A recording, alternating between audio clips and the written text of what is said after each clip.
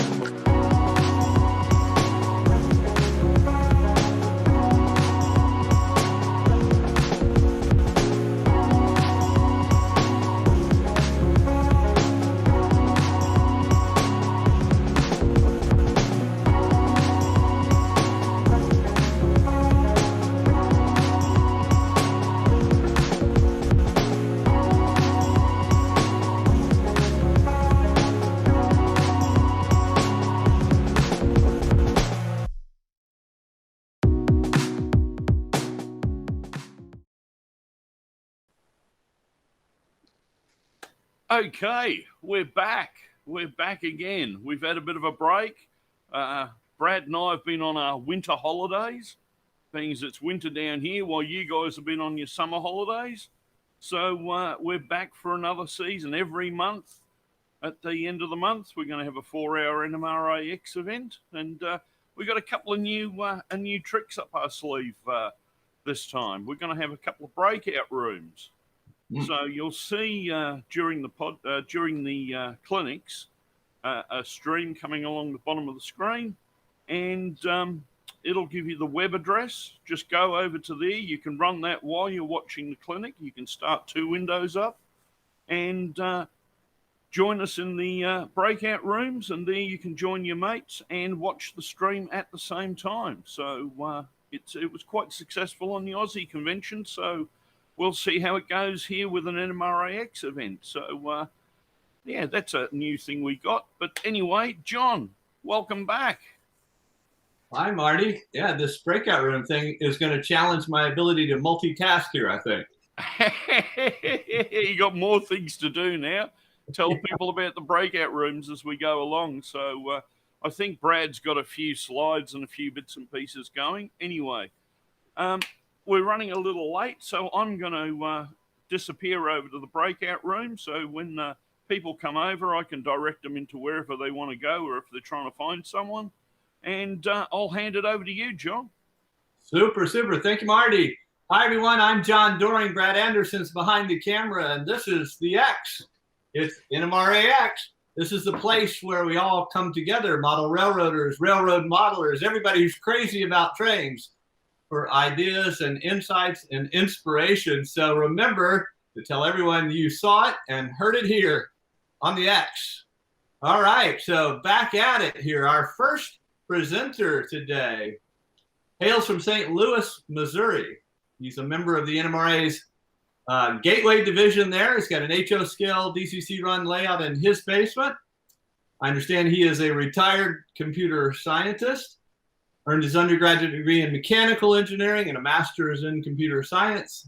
He also enjoys woodworking and wood turning, and I know he's a classically trained baritone singer. So hopefully we'll get a little, maybe a little track along here. Everybody, welcome David Ackman. Well, thank you very much. I'm glad to be here today and share with you all a concept I haven't seen anywhere else so far, 2.5D CAD, as I'm calling it, using PowerPoint. And this clinic's going to be about a 45-minute video or so. And I'm going to also share something with you before we get into that. So I'm going to click on my share button here and allow it to start.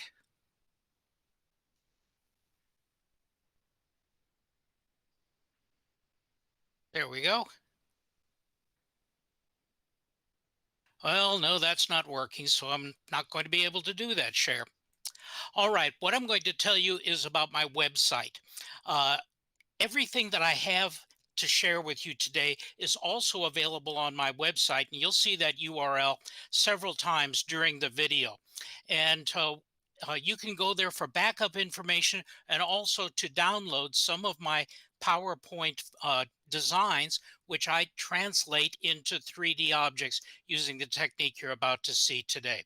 So if we could roll tape, let us go with it, and I'll be back with you at the end of the 45 minutes. Creating 3D objects for model railroading is a lot of fun. Learning how to create them with 3D computer-aided design software is not. The software is complex, and learning how to think and design in 3 dimensions is not a skill most people have.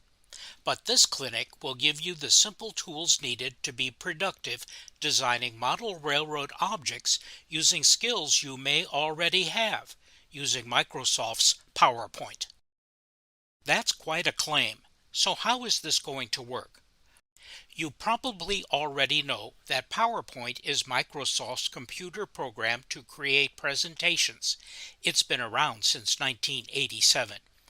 You may already know how to use PowerPoint's technique to insert a shape into a slide. You can combine several shapes into something recognizable and useful in model railroading.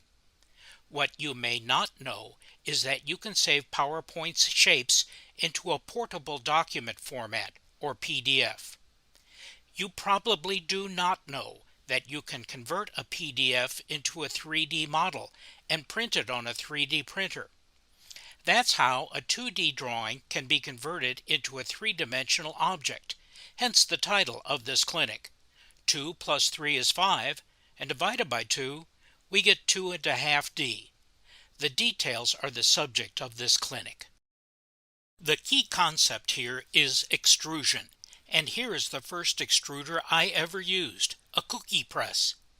With the twist of a knob, it extruded cookie dough through a die and deposited it on a cookie sheet. Another example would be a piping bag that a baker uses to deposit cake icing into roses. A 3D printer isn't much different. Mine heats a filament, extrudes it through a circular nozzle, and like the piping bag, moves the nozzle around in the X, Y, and Z directions to build up a 3D image. If we could create a die like used in the cookie press, we could instruct our 3D printer to extrude filament in the two-dimensional shape of the die, and then specify the desired height of the extrusion. That is exactly what we will do by creating 2D shapes in PowerPoint and printing them in 3D. Let's check out a few samples of what I have created with this technique. Here is the city limit sign. The decal is one I made in my decaling clinic, but the sign and post are two rectangles drawn in PowerPoint, extruded to 2 millimeters, and printed.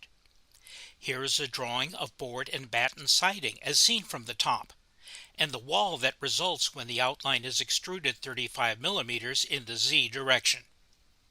We can use the same technique and create corrugated roofing for a shed. A picket fence is certainly within reach, as is a gate that you might find blocking a road.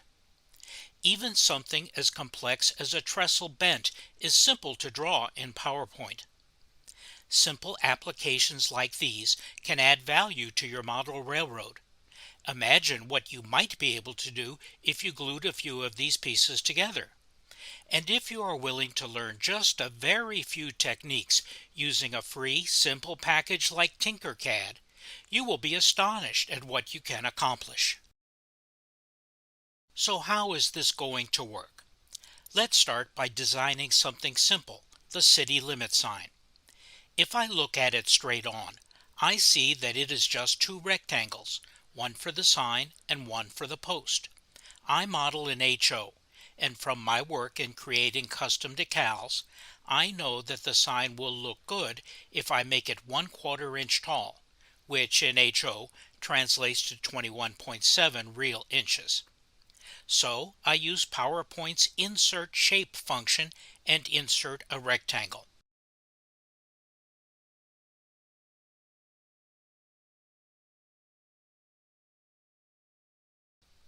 I'm sure you probably can draw a rectangle that is exactly 1/4 inch high, but I cannot.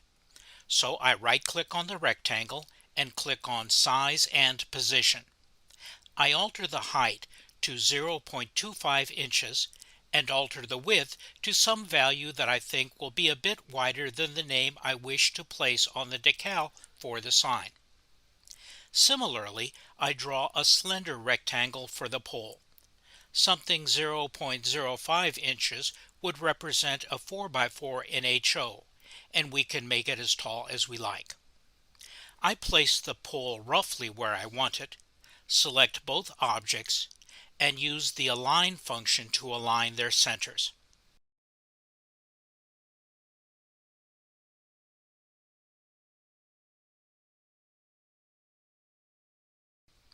With all the shapes selected, I again right-click, select Format Shape, Line Color, and then No Line. My technique works well with solidly filled shapes, but lines are problematic. Finally, I click on Size and Position and either remember or write down the width of the object. I want to save the design, so I click on the File tab and give it a name of City Limits.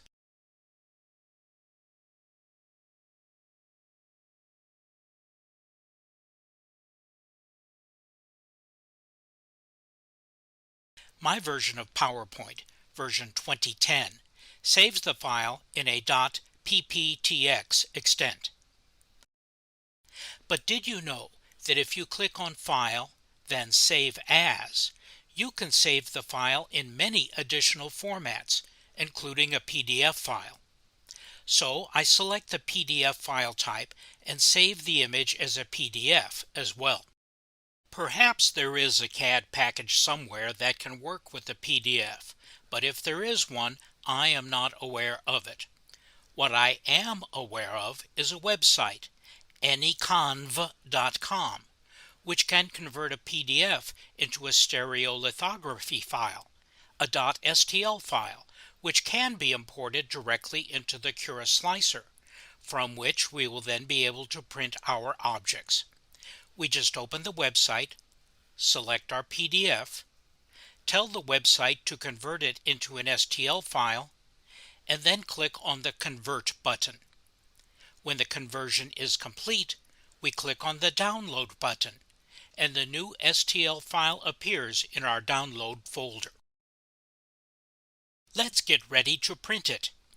Many of you know that slicing is the process wherein the STL model file is converted into instructions to drive your specific model of 3D printer. For the rest of you, I use free software called Cura to slice my model files. To open our STL model file, I click on the File command, then on Open File, and select the STL file that anyconv has created for me. Note that the dimensions are not as I created them in PowerPoint, because inherently, STL files never contain the measuring units used to create them. I believe that anyconv and PowerPoint both use inches, but that Cura assumes millimeters. Thus, if you go directly from anyconv to Cura, the ratio of the X and Y dimensions are correct, but the absolute sizes are not.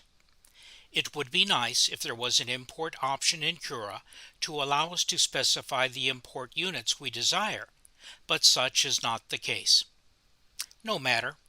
After importing, I just click on the imported object, and then on the left edge, I click on the icon that looks like a black hourglass in front of a larger white hourglass.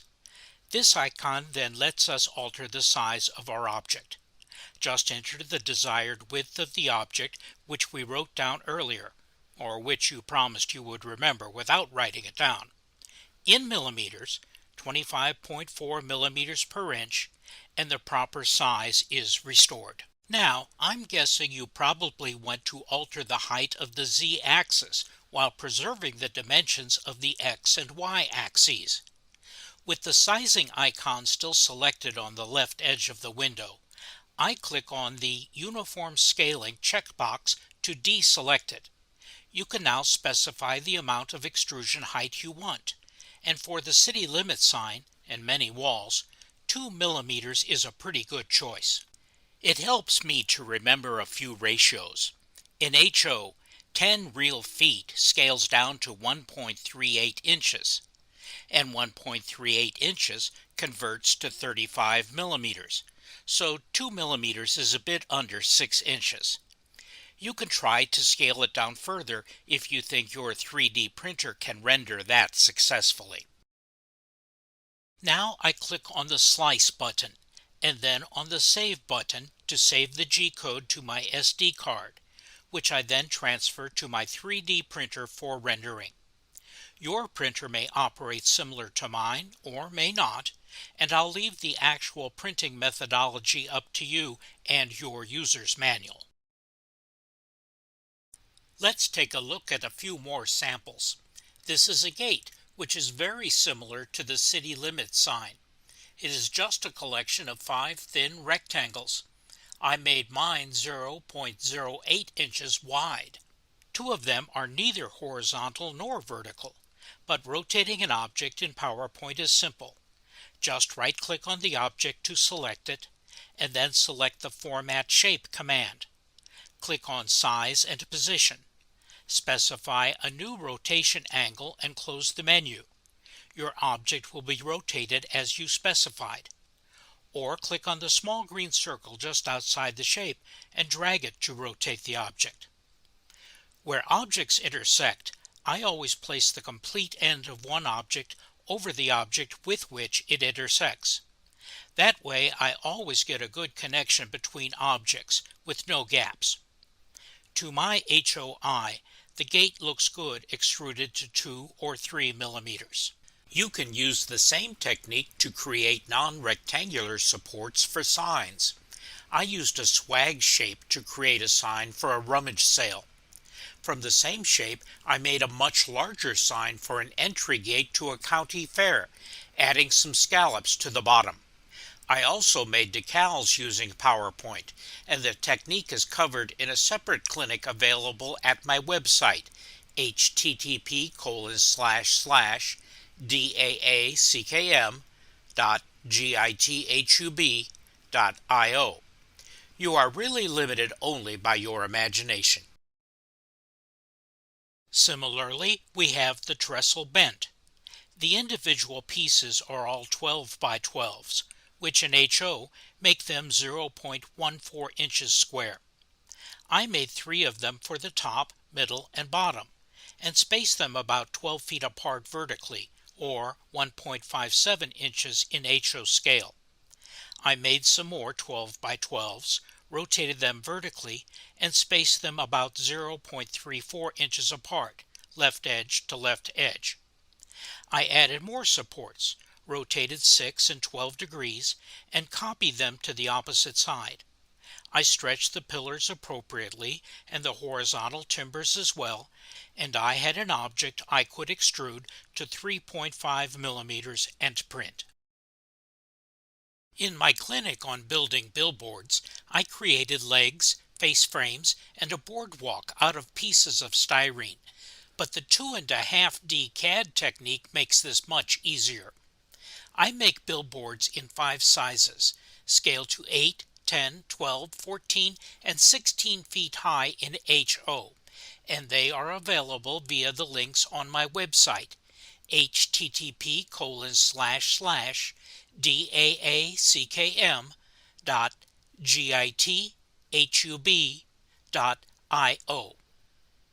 Each set contains 4 legs, a boardwalk which you can cut to size, and pieces to frame the artwork you can create yourself or download from the internet. To fit properly, make sure your artwork matches the scale sizes described earlier, typically 1.10 inches, 1.38, 1.65, 1.93, and 2.20 inches respectively. To match the heights of the support structures described earlier, we are constraining the height of the billboard artwork, but the width of the artwork is free to be any size you desire. This means that you will need to resize the horizontal frame pieces to be about 0.2 of an inch wider than your artwork to allow for the width of the frame. The vertical frame boards are already sized to match artwork that matches the proper HO scale. I made 2 variations of board and batten siding, one with an interior board and an exterior batten, and another with an interior batten and an exterior board. Here I drew a rectangle 8 inches in width and 0.06 inches tall, and positioned it in the upper left corner of the page at 0, 0.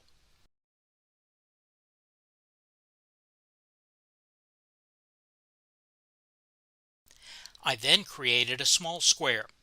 Using format shape, I sized it to 0.06 inches and positioned it 0 inches from the left edge of the page and an inch below the top of the page. I made 11 copies of the small square.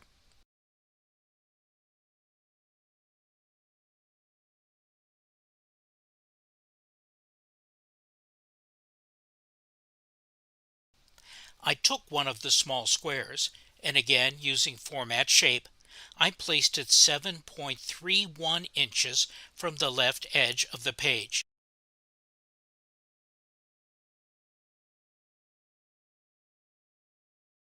I then selected all of the small squares, but not the long rectangle. I clicked on Arrange, Align, Distribute horizontally, and then on Arrange, Align, top. Next, I clicked on Arrange Group. Now, using the Format Shape, Size, and Position, I positioned these 12 small squares at 0.00 inches from the left edge and 0.04 inches from the top, giving them a 0.02 inches overlap of the long rectangle. Finally, using Ctrl-A from the keyboard, I selected all of the objects. I used Format Shape, Line Color to turn off the borderline around all the objects and saved the file. Voila! Board and batten siding. When printing, I will resize the X dimension of the object to 42 millimeters to translate this 8-inch object into 12 scale feet in HO. Set the Y dimension to 2 millimeters because I like all my walls to be 2 millimeters thick, and I will set the Z axis to whatever height I want for the siding. In HO, 8-foot high siding translates into 28 millimeters. To make it look like the battens are behind the boards, I selected all of the small squares and increased their horizontal size from 0.06 inches to 0.55 inches. You can choose a different width than 0.55, but that size looked good to me. Similar to board and battens is this corrugated roofing. It's just a matter of alternating hollow circles. Here is a sample of clapboard siding. I started with the thick board and batten siding from the previous sample and moved the small blocks down so that they were no longer overlapping the larger rectangle, but still touching it. I also increased their width so that each touched its neighbor.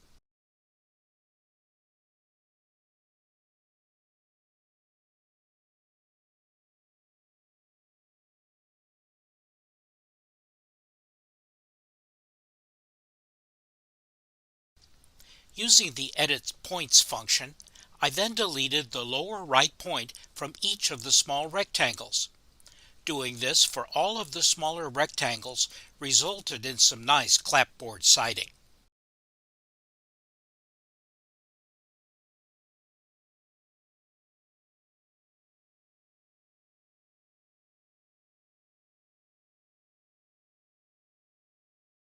I tend to think of siding being in 12-inch segments, so by having 12 triangles in our drawing, we are limiting ourselves to 12 feet in height. But remember, we can duplicate our siding piece, abut the second to the first, and group the two before creating the PDF. We will set the exact dimensions in the slicer, or we will see in a bit. We can combine walls with windows and doors for a creative effect. I've made some walls, so now I am going to make some windows. I start by drawing a rectangle for the window frame. Arbitrarily, I'm going to make it 1 inch wide and 1.5 inches tall. I'll rescale it to final dimensions when I slice it. I'm going to have 4 cutouts for window panes, and these are going to be a 1/2 inch tall and 0.33 inches wide. These dimensions are arbitrary, so change them if you like. For better visibility, I am going to color the pane yellow. I duplicated the pane and moved it over a bit from the first pane, aligned their tops, and grouped them. I duplicated the pane group, dropped the second pair down under their siblings, and center aligned all 4. I grouped all 4 panes. I then moved all 4 panes over the frame and center and middle aligned the panes over the frame. Finally, I ungrouped the panes into 2 pairs and then ungrouped the pairs into individual panes. I now have 5 individual objects nicely aligned into a window. Now for something you may not know about PowerPoint. Do you see on my window in the upper right is a group named Shape Tools? You probably do not have this group, as by default it is not visible in PowerPoint 2010, but you can turn it on. How? Click on the File tab, then on Options and Customize Ribbon. In the lower right of the window, click on the New Group button and rename it something like Shape Tools. In the upper left of the window, there is a drop-down box labeled Choose Commands From. So pull down the menu and click on Commands Not in the Ribbon. The commands right below the drop-down box will change. Select Combine Shapes from the list, then on Add to add it to the Shape Tools group, then on the OK button. Now that we have customized the ribbon, select all of the shapes. The Combine Shapes group will become active and options will appear. Click on Shape Subtract, and since the 4 panes are in front of the frame, all of them will be subtracted from the frame, creating holes. You have just created a window. As before, we will use anyconv.com to convert the Windows PDF to an STL file and alter the final size in the slicer to 10 by 15 millimeters, 2 millimeters tall.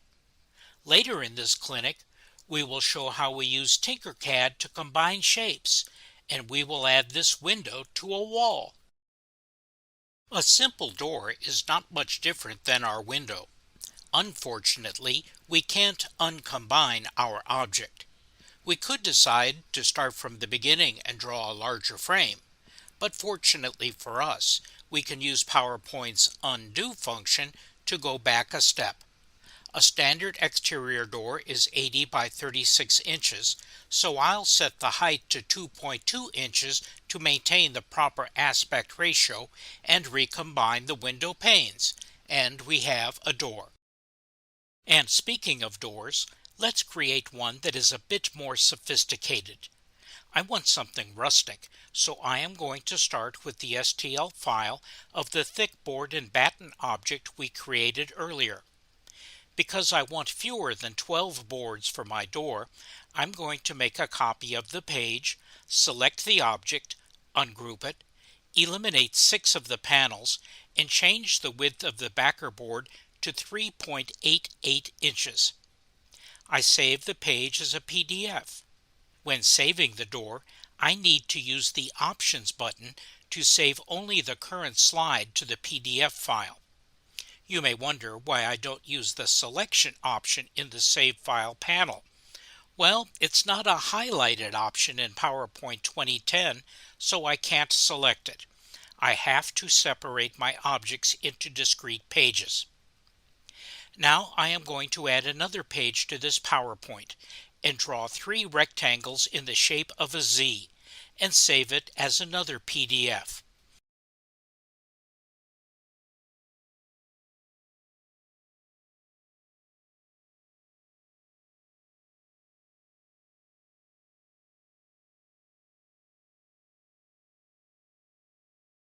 As before, I use anyconv.com to convert the door and the Z file to a stereolithography format.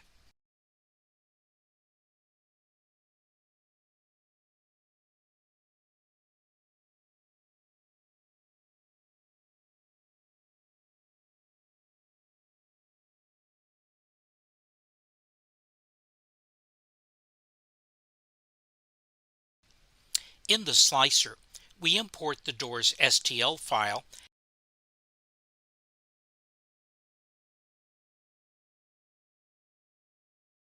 and then click on the door to allow us to change how it prints.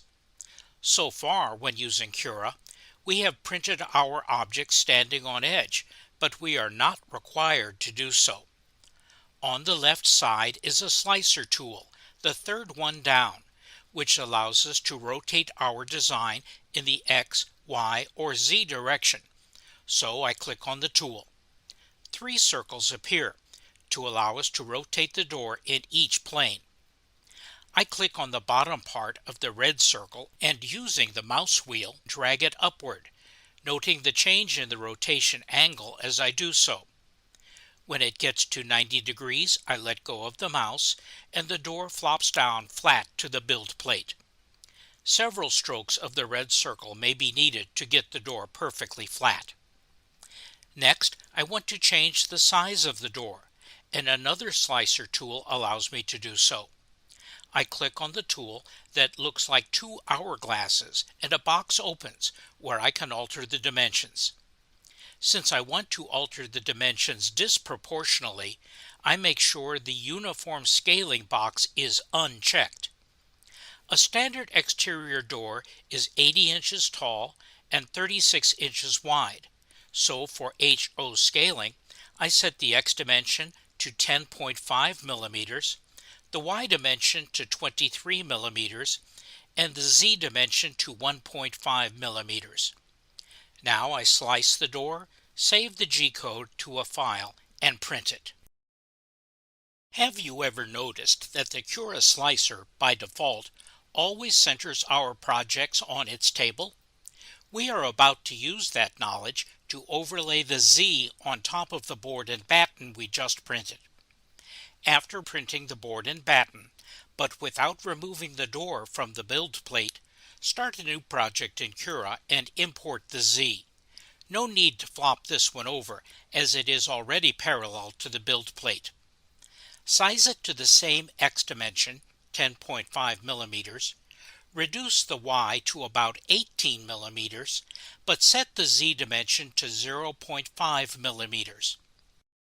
It is not obvious, but the Cura slicer by default always drops any object it prints to its build plate. But I want the Z to rise above the build plate so it can be superimposed to the door. To make this happen, I click on Cura's Preferences tab, then on Configure Cura. A Preferences window opens and I click on Printers and then on Machine Settings. A box labeled Start G-code appears in the lower left. I want to add an additional line at the top and the bottom of this code, so I click inside the box, use the arrow keys to move to the upper left if necessary, and enter M206, a space, Z-0.00, and the return key. I then use the keyboard's arrow keys to move to the bottom right of this box, where I enter a return key to begin a new line. I enter M206, a space, Z-1.48. I then position my mouse following the last line in the end G-code box, hit the Enter key, and enter M206, a space, Z-0.00, and close the window. The changes will be saved automatically. M206 is a special G-code command which, in our case, adds a displacement of 1.48 millimeters to all subsequent Z-axis parameters, thus raising the Z above the door. Now when I slice and print the Z, it will float above the door and adhere to it. Pretty cool. Why did I choose the number 1.48? I chose 1.48 millimeters as the Z-axis displacement because I want the Z to be ever so slightly attached to the door. And since the door is 1.5 millimeters thick, this displacement of 0.02 millimeters will do the trick without destroying the door. After printing the Z, go back to the Preferences, drill down to the Start G-code settings, and place a semicolon in front of the M206 Z-1.48 line, which changes the line into a comment, thus deactivating it. Otherwise, all your subsequent prints will be elevated from the build plate and turn into spaghetti monsters. It's also a good idea to turn off your printer and back on after printing any elevated object. At any later time you again wish to superimpose one object on another, all you need to do is remove the semicolon and alter the displacement as desired. Want a picket fence? I decided to create mine out of 1x4-inch boards with a 2-inch gap between boards, and it should be 8 feet long and 42 inches tall. I drew a rectangle 0.33 inches wide and 1.75 inches tall and positioned it at the upper left corner of the page. I copied this rectangle 15 times. I took one of the rectangles and repositioned it 7.5 inches from the left edge. Again, using the trick we learned with the board and batten siding, I selected all of the rectangles, distributed them horizontally, and aligned their tops. I grouped them all. The fence posts need some stringers to hold them together, so I drew another rectangle 0.33 inches tall and 8 inches long and placed it near the top of the posts. I copied this stringer and placed it near the bottom of the posts. You may want to add a third stringer in the middle. If you want a bit more visual interest, you can always dog-ear the first post before duplicating the other 15. Draw the first post a bit shorter and add a triangle or trapezoid on top. Then group the two shapes before duplicating. I want to create room pods to allow a structure to have individually illuminated rooms. When I first designed a building interior to have individually illuminated rooms, I did so entirely in Tinkercad. Subsequently, I designed the interior of this building using the 2.5D technique, and it was a lot easier. Just measure the inside of the building and design your walls and floors accordingly. 2mm walls and floors work well. I glued a piece of sheet styrene to the back of the pod to create the back wall. I used 5-volt LEDs to illuminate the rooms and made them light at random using an Arduino and a random illumination program or sketch, which is available on my website under the Amazing Arduino Animations heading. Remember when we printed the door and overlaid the Z on top of the board and batten? We are going to repeat that trick and create a billboard with slats and in 2 colors. This PowerPoint file has 3 pages. The first has some slats and the letters of our radio station. The second has just the slats, and the third has just the letters. Why did I design it this way? I wanted to make sure that the letters were sized appropriately before moving the 2 objects into separate pages for printing to their respective PDF files. Note that the height of the type and the height of the slats are identical. This is important because it allows the type to bond well to the slats. By the way, you can choose any PowerPoint typeface you desire. The technique works as well with type as it does with shapes. I extruded the slats to 2mm. Once we have created the PDFs and converted them to STL files, print the slats in an appropriate background color. I chose black. After printing the slats, change the filament color for the lettering to something that will contrast with the slats. I chose white. Like we did when we printed the Z for the door, change your slicer preferences to prevent dropping objects to the build plate. And finally, raise the letters 1.98 millimeters. The letters will print on top of the slats and bond the 2 parts together in 2 colors. Neat! Just remember to reset the preferences back to automatically dropping objects to the build plate. Not only can you create objects for your railroad, you can also create tools. Here I created some wedges and angles I find useful. You can also create gauge blocks to help you duplicate dimensions for traditional styrene or wood construction, eliminating the need to measure for cuts you may want to duplicate at a later date. Not much more difficult than a simple window is a stained glass window for a church. I started by searching the internet for stained glass windows church images.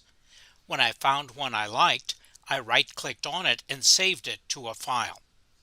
I imported the stained glass image into PowerPoint and sized it to my liking. Now I want to make a frame for it. I added a rectangle to my page, and using Format Shape, I set the fill property to No Fill. I positioned and sized the rectangle such that it surrounded the image of the glass.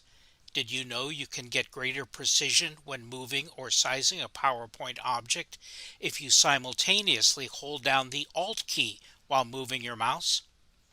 I right-clicked on the rectangle and selected the Edit Points option. I moved the mouse over the top line segment until it was both over the top of the window and the upper rectangle line. It changed from 4 arrows to 4 straight lines, and I right-clicked on the location. A menu appeared, and I clicked on Add Point to add a new control point to the rectangle. Similarly, I added points to the 2 vertical lines, just where the window transitions from straight lines to a curve. Finally, I deleted the upper left and upper right points. Now I went back and clicked on the point at the top, and 2 small white boxes appeared. These control the slope of the line at this point.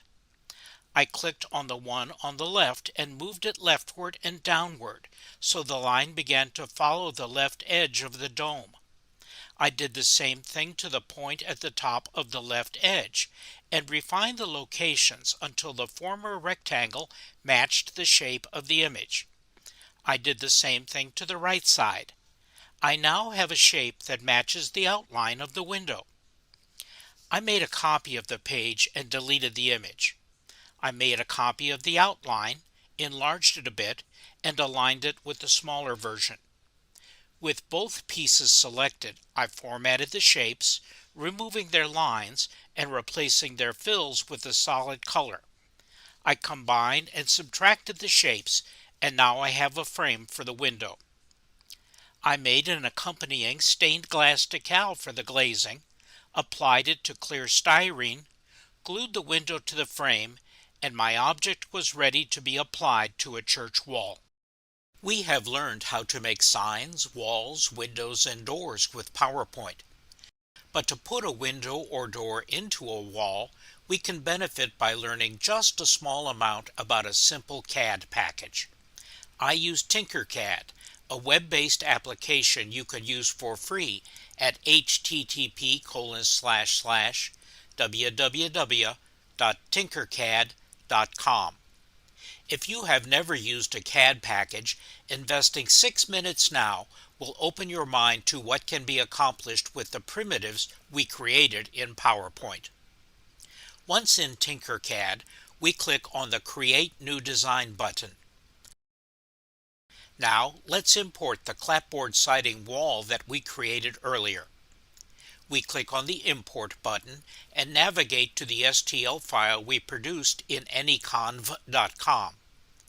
Leave the default set at millimeters, but change the scale factor from 100 to 25,400 and begin the import. Tinkercad gives our design funky names, and I like to rename them something more appropriate. So I highlight Tinkercad's default name and enter something like Garage Wall. Now for some basic navigation. You can rotate the entire work plane by holding down both the Control key and the right mouse button, then moving the mouse. You can pan around the entire work plane by holding the Shift key and the right mouse button, then moving the mouse. You can zoom in and out by using the mouse wheel. If you want to get back to one of the basic views, just move the mouse to the square in the upper left and click on one of the words in the cube, or a triangle just outside the cube. We can alter the dimensions of our imported object. You may remember when we printed an STL file in the Cura Slicer, we had to alter the extrusion height to our desired value by clicking on the object and entering the height we wanted. In Tinkercad, to make it taller, we just click on the object and then on the small white box at the center top.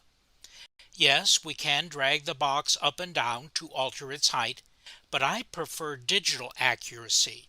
So I click on the box with the numbers and enter my desired height in millimeters, 35 millimeters.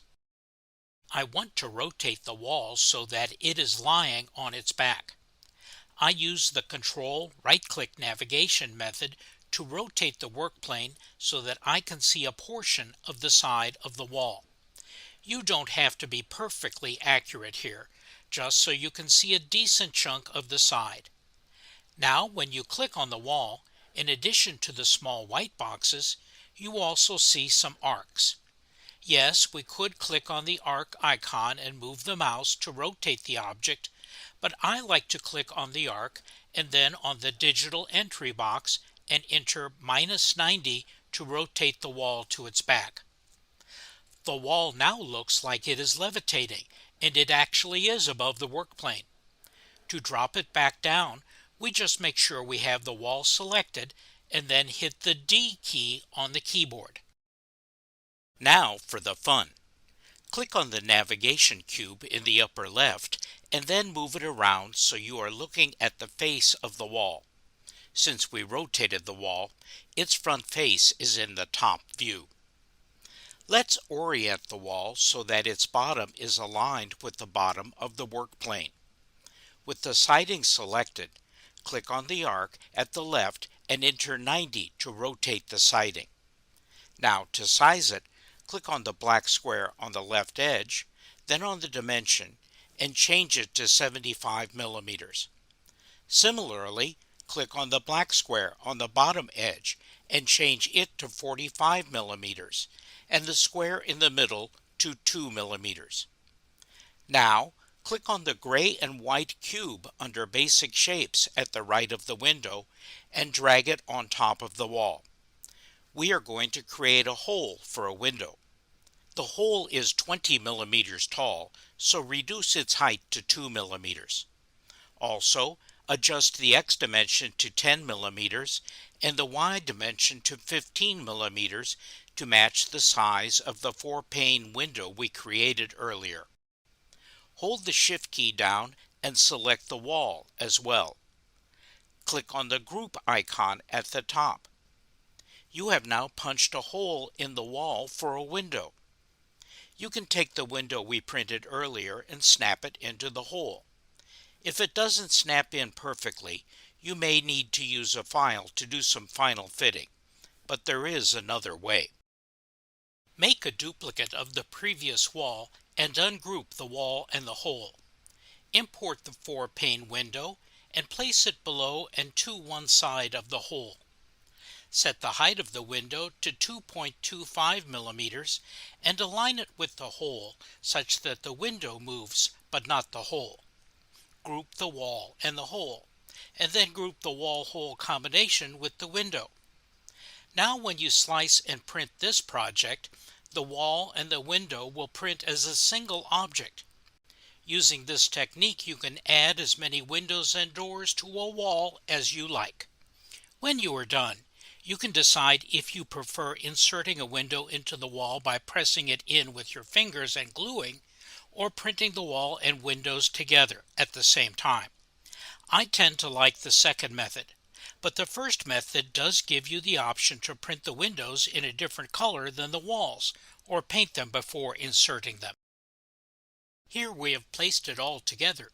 In Tinkercad, I started with the siding we designed in PowerPoint and added holes in the walls for windows and doors.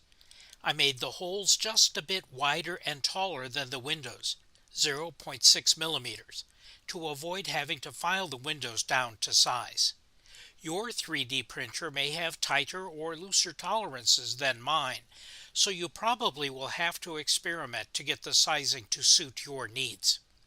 I changed to a green filament and printed the corrugated roof from PowerPoint, a center support beam, top vent, and moldings to cover the wall joints. After assembling, I had a shed for my tractor. Well, we may be out of time on 2.5D CAD using PowerPoint, but we are never out of ideas. Culverts, bridges, loads, and much more are all within our grasp, even if one has never before used a CAD package. Remember, it's not the tools that make someone a craftsman, but how creatively one uses the tools one has. Thanks for participating.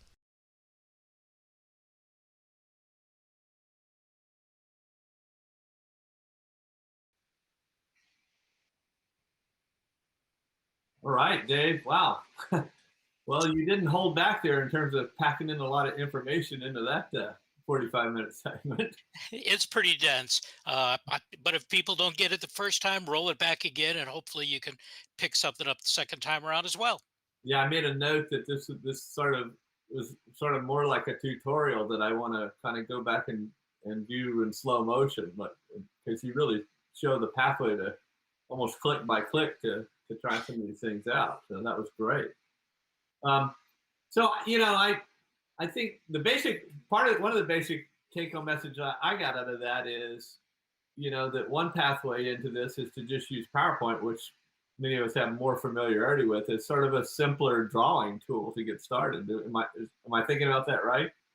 I think so. I find it easier to position things properly in Mm, PowerPoint. Tinkercad wasn't as good with that, and when you work in 3D, it's kind of hard to right. work on your positions. But if you can do it in 2D and put things down to 1/100th of an inch, as PowerPoint positioning will allow you, it's a little bit easier. Yeah. Uh, Yeah, that made me feel a little bit more comfortable because I think, I'm probably like lots of people. I'm really intrigued by the idea of 3D printing, but it's a little bit overwhelming to consider sort of how do you get started with if you don't have any CAD experience. Well, I did a clinic at the very beginning after I'd done 3D printing for a month where I discovered it's not for sissies. You really have to get dedicated to it because it's as hard as DCC. But Yeah, this made the pathway of doing my own designs easier. So I did want to share it with anybody who might be interested. that's really good. So a couple of questions that came from the field. One was, have you tried any like tapered shapes? The questionnaire said, like maybe a chimney or something like that. If you do a chimney or something like that, you're then working in 3D Yeah, because you've got the square for the chimney itself. And to extrude it, it would have to go straight up, so you couldn't get any brick imprints on that.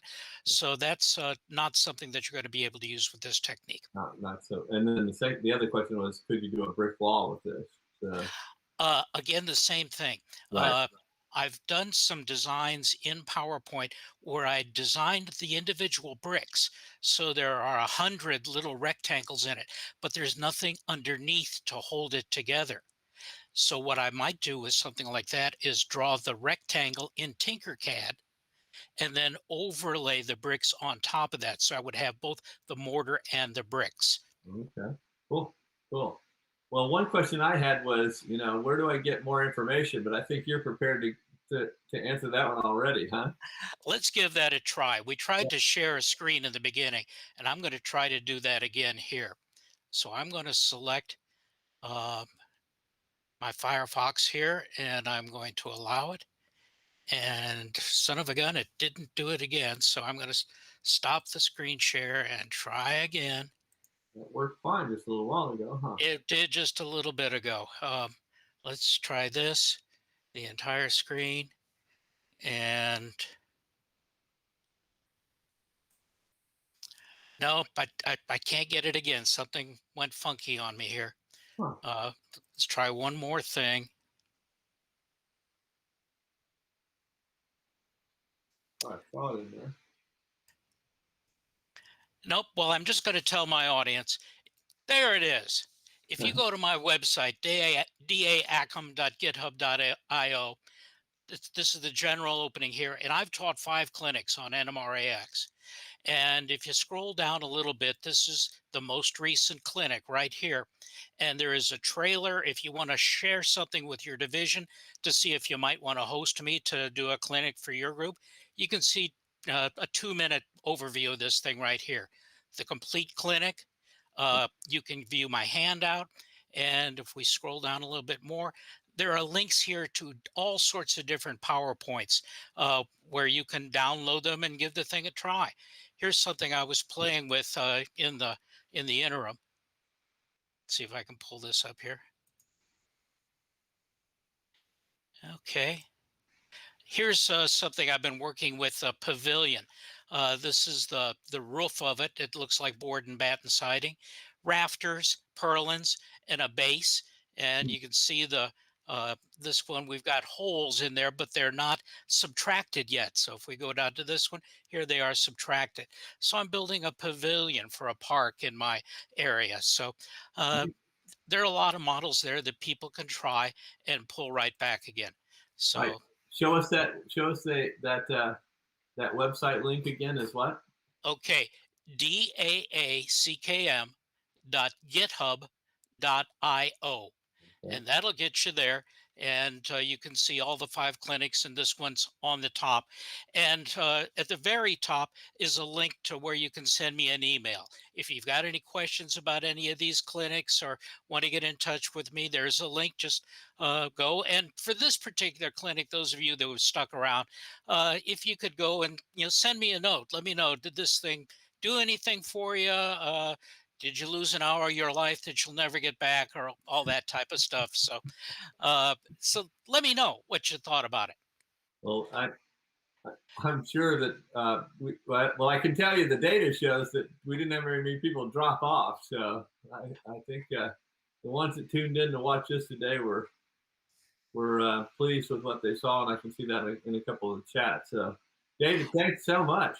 Well, my pleasure. I'm going to boogie over to the breakout room, and everybody, thanks. It's good to be with folks who have similar interests. Yeah, very good. All right, we'll see you over in the breakout room afterwards. Thank you.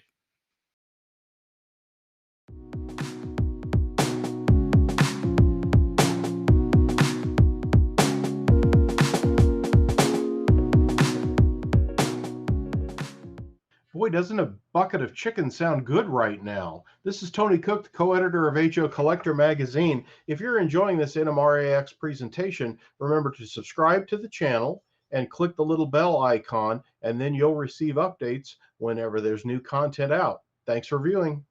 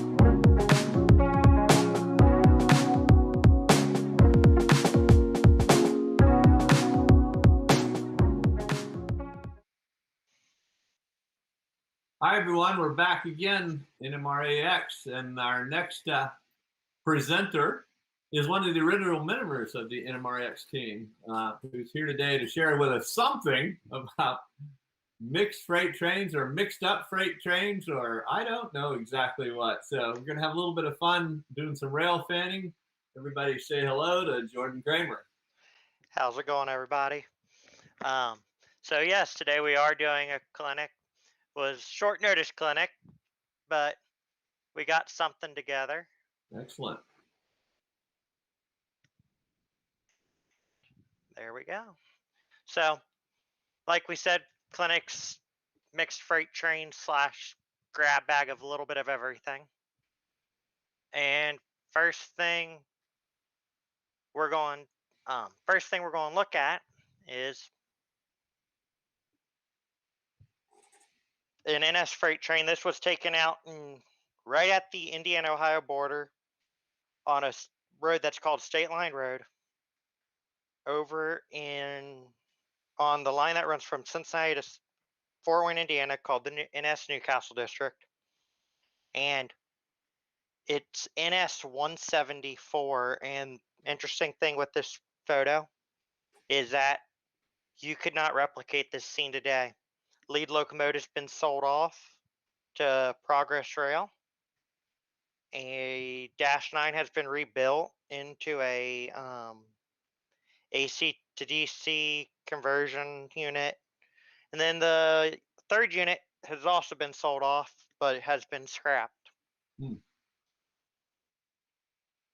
We've moved over to the CXX Toledo sub. This was a southbound CXX train at Tip City, Ohio. Great place to rail fan if you're in the area. There's a parking lot right by the track. You have the original B&O colored position light signals. And one of my favorite photos from this because of the fall colors and how the scene came together. Jordan, I want to claim that looks more like a model railroad photograph. That tree is a little bit too red, and the building needs a little bit more weathering, I think. So that's one of the things I get with this photo all the time, is that it looks like a model railroad. Yeah. The other funny thing is that in my day job, I'm a driver and I deliver furniture for a furniture company.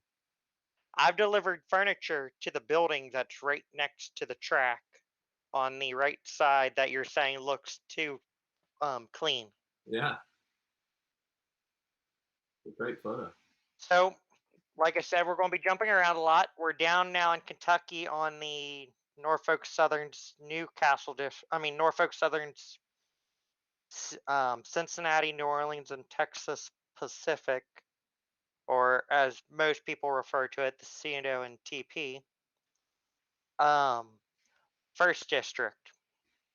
This is you're thinking, oh, well, what's so interesting about this? Well, this was a brand new Tier 4 GEVO at the time. And where we're at, it's a place called Crescent Springs, Kentucky.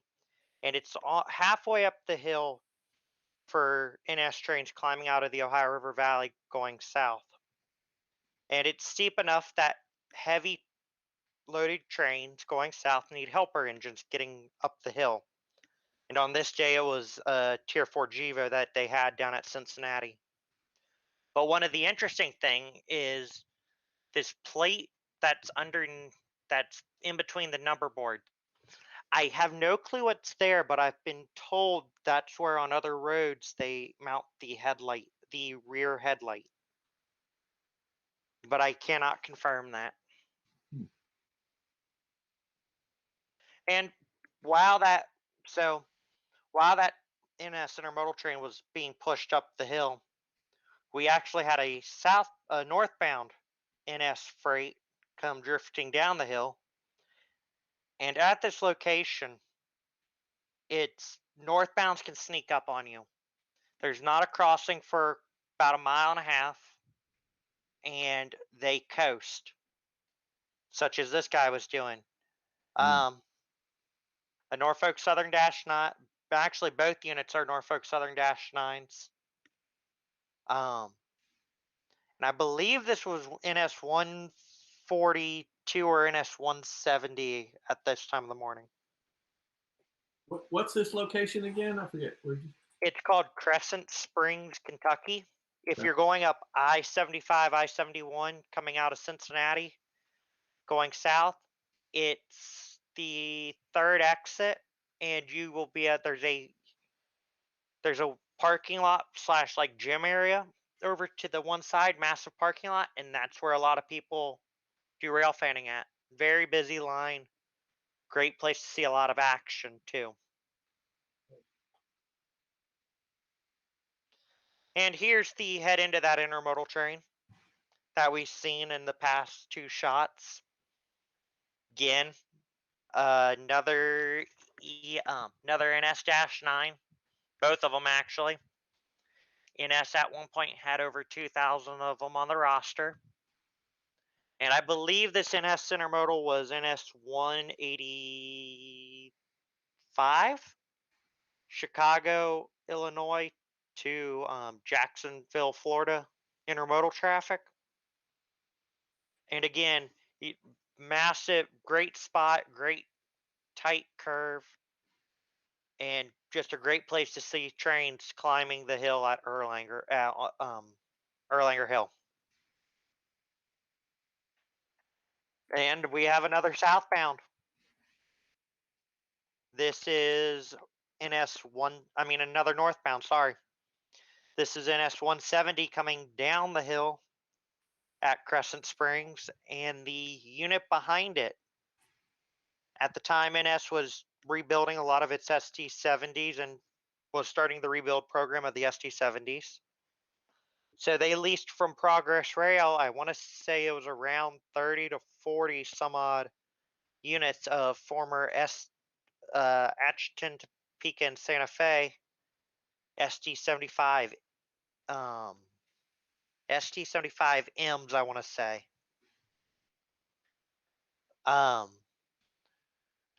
Lead locomotive in front is an ST70 Ace, and like I said, I want to say this is NS 170.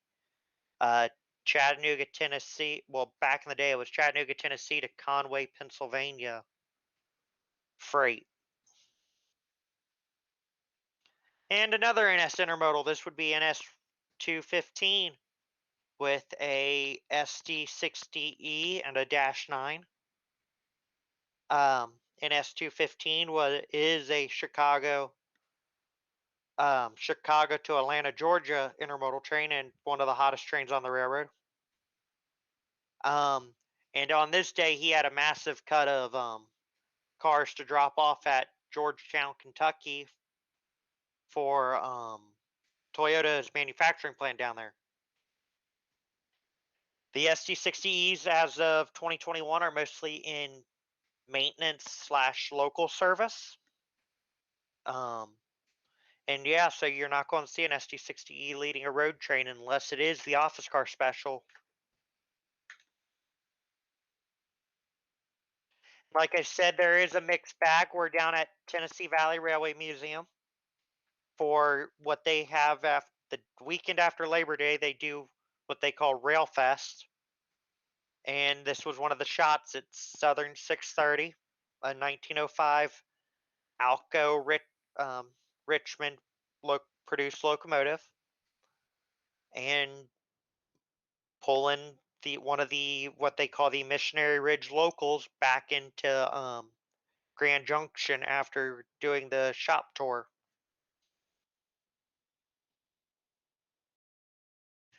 And same weekend on the Friday before, I always do this.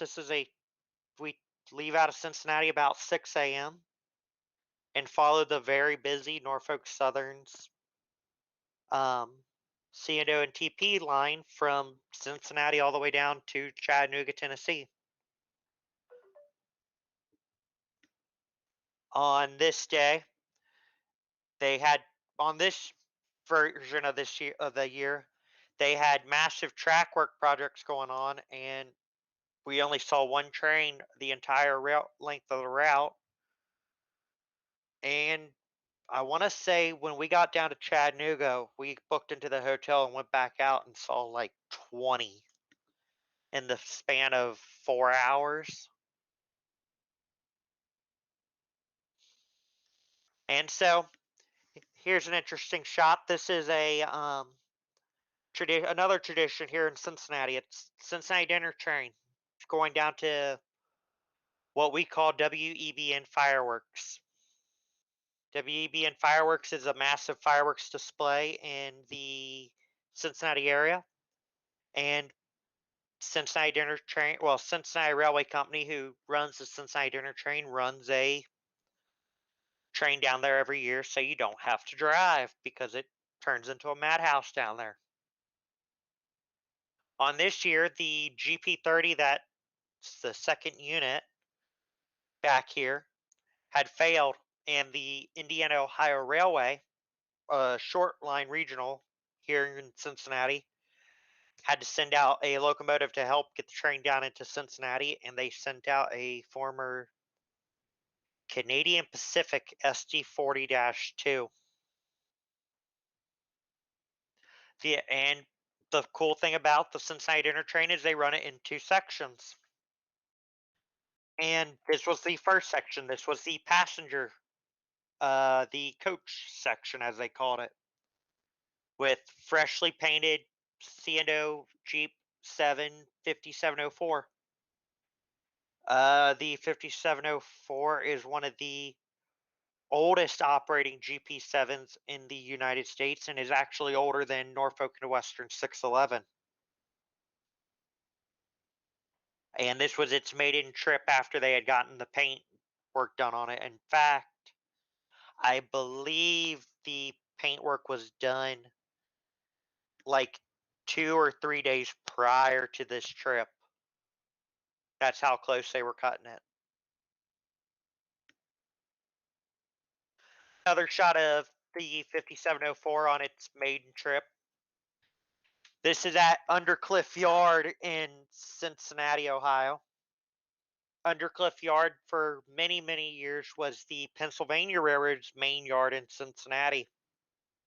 They had a hump, a rider hump here, meaning that men would ride the freight cars down into the yard while turning the handbrakes to basically slow the cars down.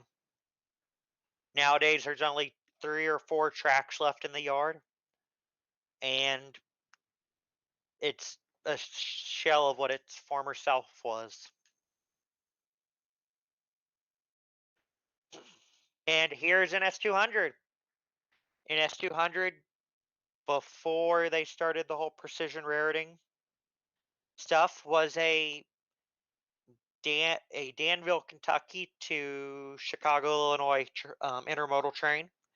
Got handed off to the Union Pacific at that point and would typically have UP power on it.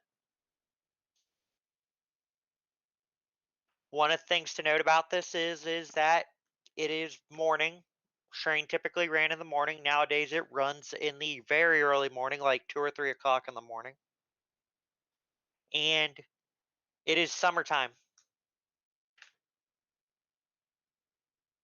Do we have any questions, John? I'm coming on right now because I had one.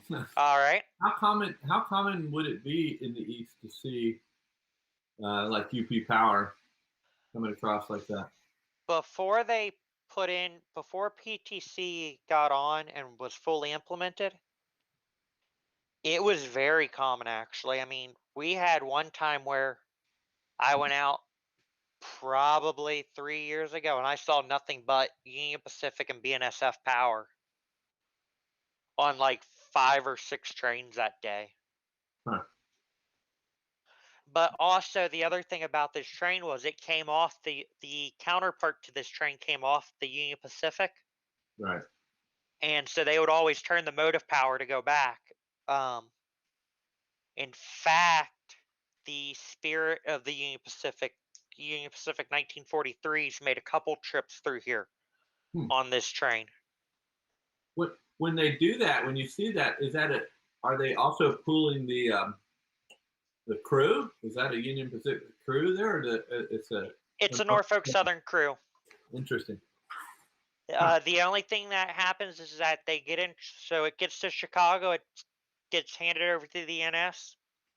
The NS puts a crew on it, takes it as far as Fort Wayne, where it changes crews again to a Cincinnati or Fort Wayne, Newcastle District crew, and they take it on south. But they're doing less of this day with it today with these precision railroad kind of methodology. From what? No. So Precision Railroading's come in and they said, well, 200, you have all this intermodal traffic. Well, your train's not long enough.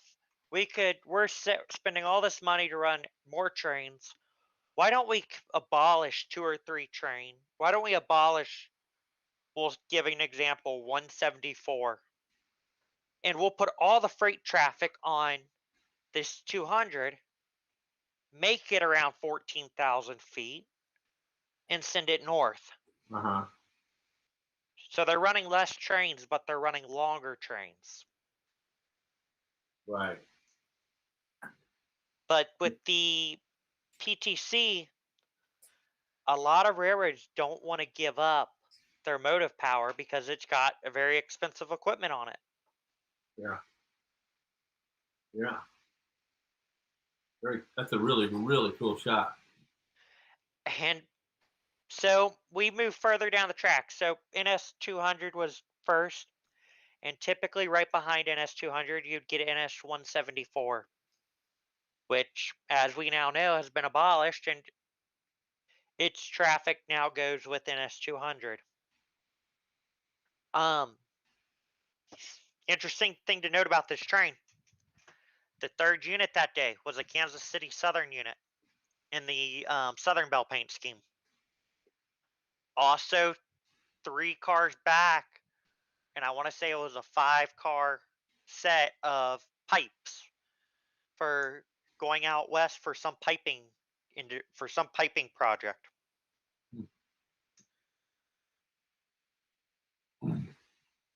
Are you shooting these pictures with a cell phone camera or a 35 millimeter? It's a digital. Oh, it's somewhere around here. It's a digital camera. Okay. Really good. Well.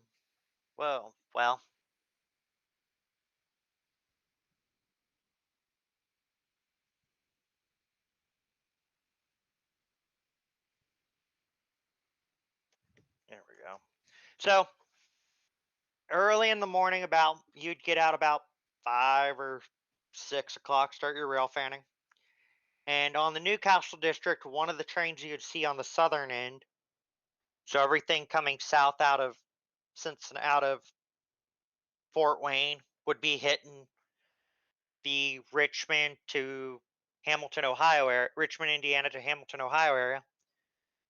NS 215 was no exception. NS 215 was one of the hottest trains on the railroad, and it was notorious for them actually putting everything in the siding to let this train run, because it had UPS traffic, it had FedEx traffic, and there was only 2 trains hotter than it on the Norfolk Southern's Newcastle District, and those 2 trains carried Amazon traffic from Chicago to Cincinnati.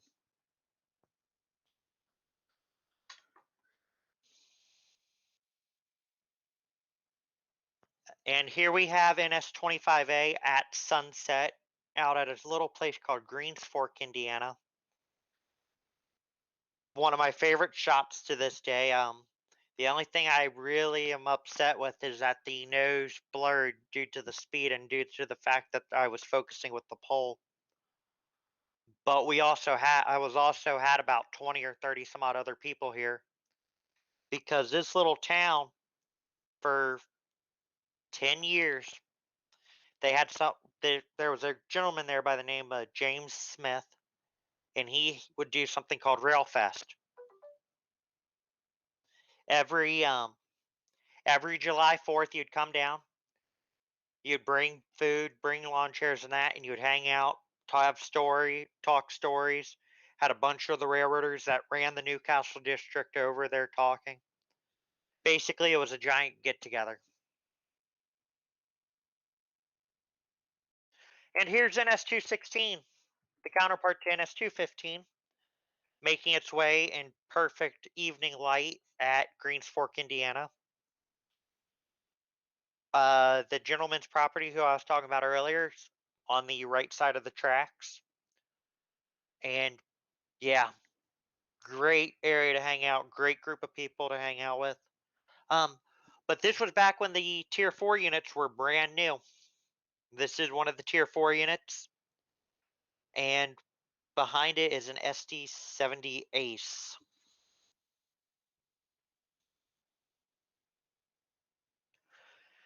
And like I said, while we had the get together and all that down at the bottom of the hill, the tracks were here, and everybody would stop and take a photo of a train. On this day, you had this would be NS 143 with a now gone from the roster SD-70 ACU that Athearn has announced that they're going to be doing in HO scale. And behind it is a former CXX unit that was a leaser, now a leaser.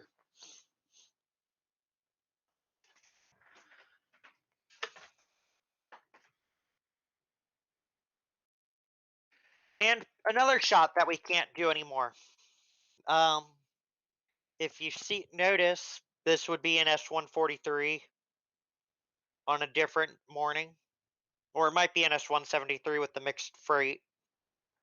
Elkhart, Indiana to Birmingham, Alabama, or Chattanooga, Tennessee, one of those. But notice the old grain elevator in the background, sticking up behind the second unit. As of June 2021, it is no longer there. Apparently, they had a fire in the building, and it was too much of a loss, so they decided to take the building down.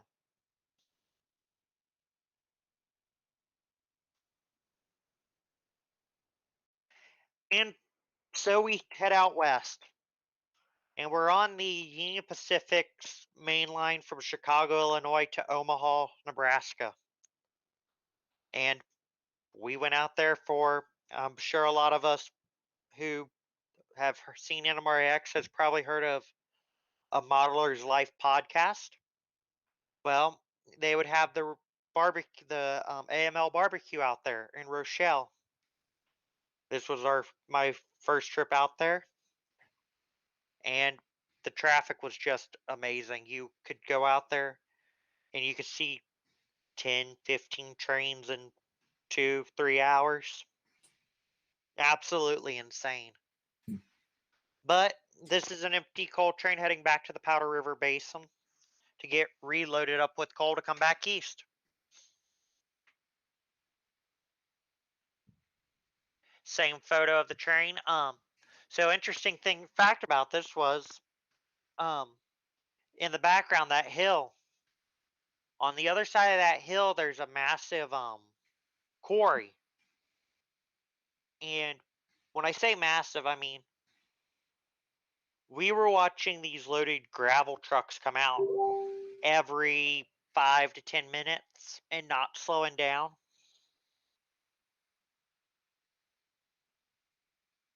And we have a UP intermodal train.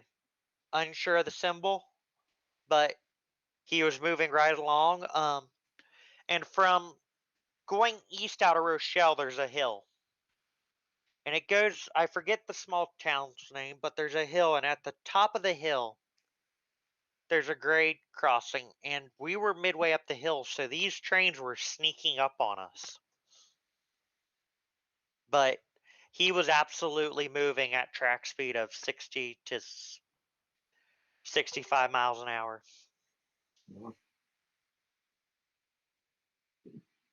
Another morning, and we were getting ready to leave, and decided to go out and get 2 or 3 more trains. And notice the NS units behind it with the Union Pacific leading. The reason the Union Pacific is leading here is this is former Chicago Northwestern Territory. And what that means is that there's cab signals. Well, the NS units aren't equipped with the cab signaling system that the Union Pacific uses.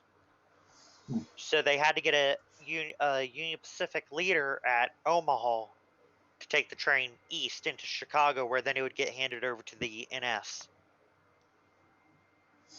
Jordan, just before you go on, that isn't a spud farm by any chance, is it? Actually, it is. Oh, interesting. You don't work there any time? I might have, I might not have. Oh, okay. Continue. That's where they're raising a lot of other spuds? Yes. That's scary. So we're down in Rochelle now at the famous Rochelle Diamonds, and BNSF train coming through. Again, one of the funniest things I've seen is going back through my photos. This year they weren't maintaining around this area in the grass. In another shot that might be in this, or it might be in another clinic I've given, the area is completely mowed. So I guess it varies on what's going on. But also notice the code lines. Code lines are still in. The code lines are for the younger generation, aka people my age. Back in the day, they had the code lines running, and every rail fan hated taking photographs on the side of the code lines because it would show you would see the wires and all that. Well, nowadays they're underground or they're hidden, and you don't see the code lines there anymore. And here's another UP intermodal train, coming through the diamonds. Notice how on the UP side of the diamonds, it's nice and mowed. And you can't replicate this photo anymore. The Norfolk Southern trailing unit is a Norfolk Southern -8, and they're off the roster.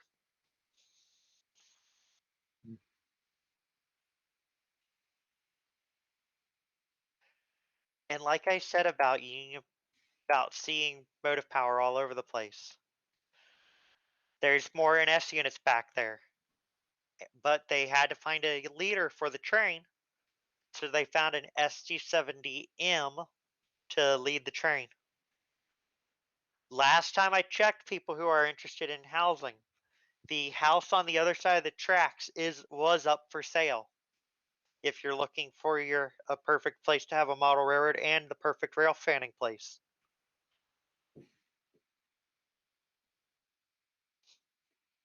And the NS trailing parade continues with another a BNSF freight at this point, getting permission to go across the diamonds at Rochelle.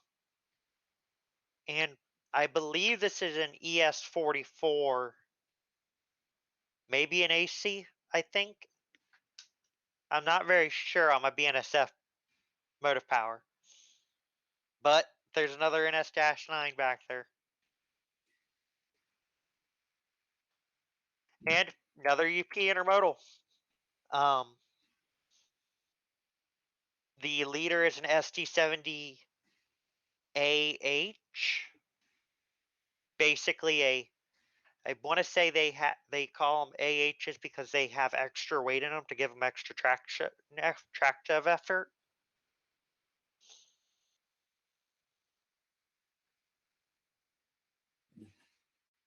And this was an interesting one. It's BNSF motive power, and it was a CXX grain train. So my guess is that this train was loaded up somewhere on the BNSF, and it's heading back to Chicago to get handed over to the CXX to take it south somewhere. I think maybe they just do that so that us model railroaders will be able to buy a whole bunch more motive power units and other flags. Huh? That was the joke at NS for the longest time when they were doing the heritage units, the spirit units. I mean, the honoring first responders units in law. That was that NS was doing that just so they could get the money royalties from the model train manufacturers.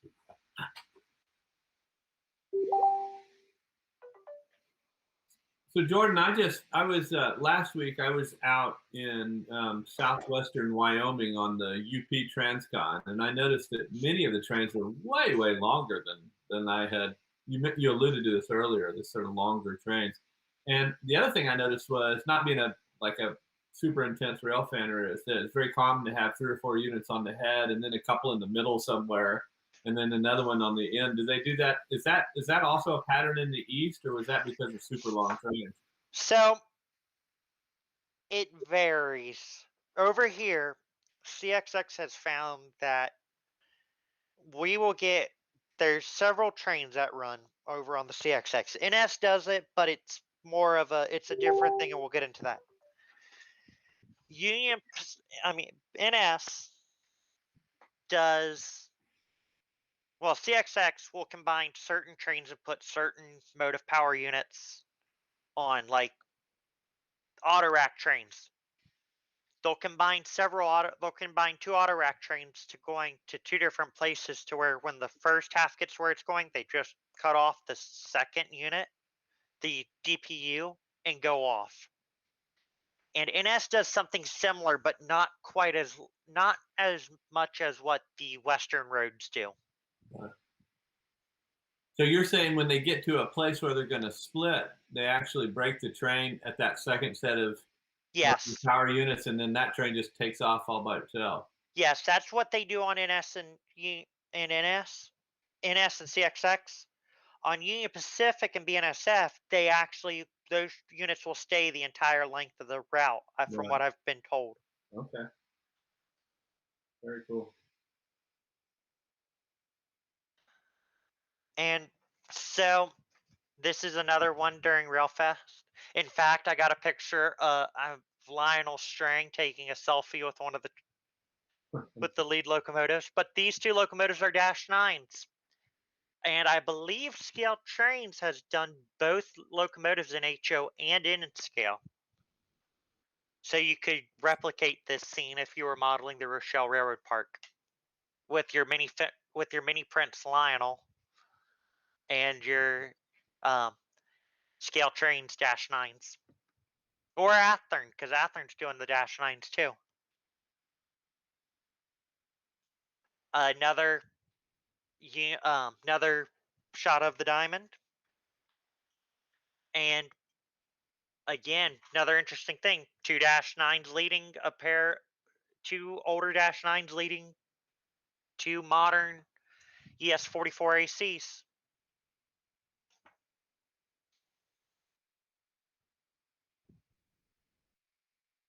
And one of the first trains we caught that morning, which was Union Pacific Intermodal.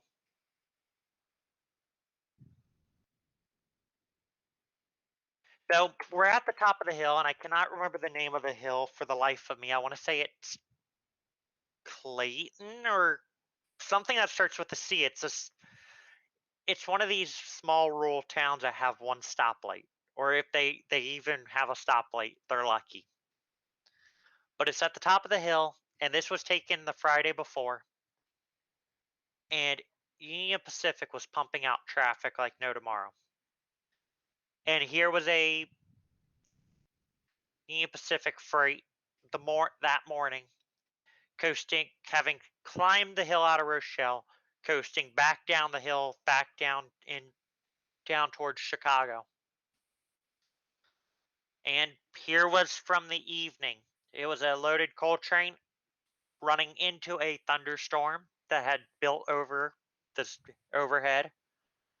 This thunderstorm later went on to produce several tornadoes later that night over in Indiana. But yeah, it was an interesting time because this was my first time being west of Chicago. And just seeing the flatness of everything was pretty amazing. And Union Pacific had a backlog going on because the train on the right, the train on the right's crew had ran out of time leaving Chicago, so they had to stop where they were, and they were waiting on a new crew. So Union Pacific, with this busy main line, was having to run most of its traffic past this train to get around it. So it was, they would run like 5 to 10 west and then 5 to 10 east. And here was a shot. I forget where we were. We were in the car, and I just took a random shot of this DPU shoving this loaded coal train eastward. And here's another loaded coal train. That was one of the cool things about the line. You would see tons and tons of coal traffic. And I need to get back out there, and I want to go do the BNSF Transcon through Missouri.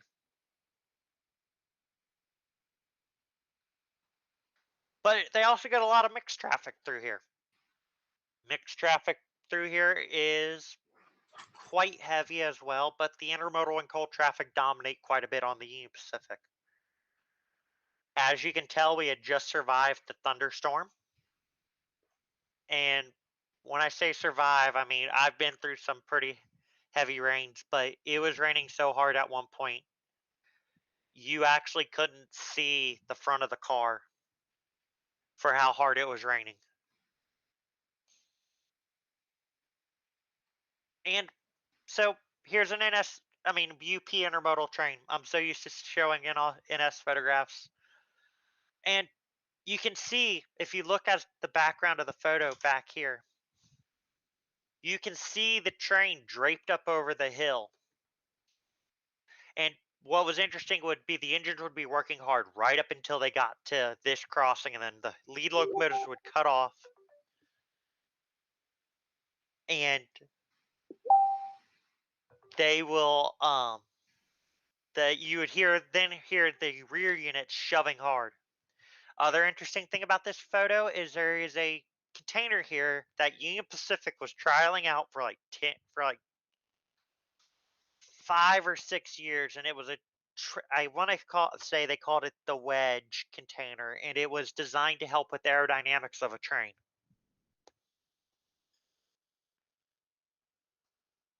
And another train in Rochelle, right before we booked into the hotel room. And this is, again, where spuds are planted.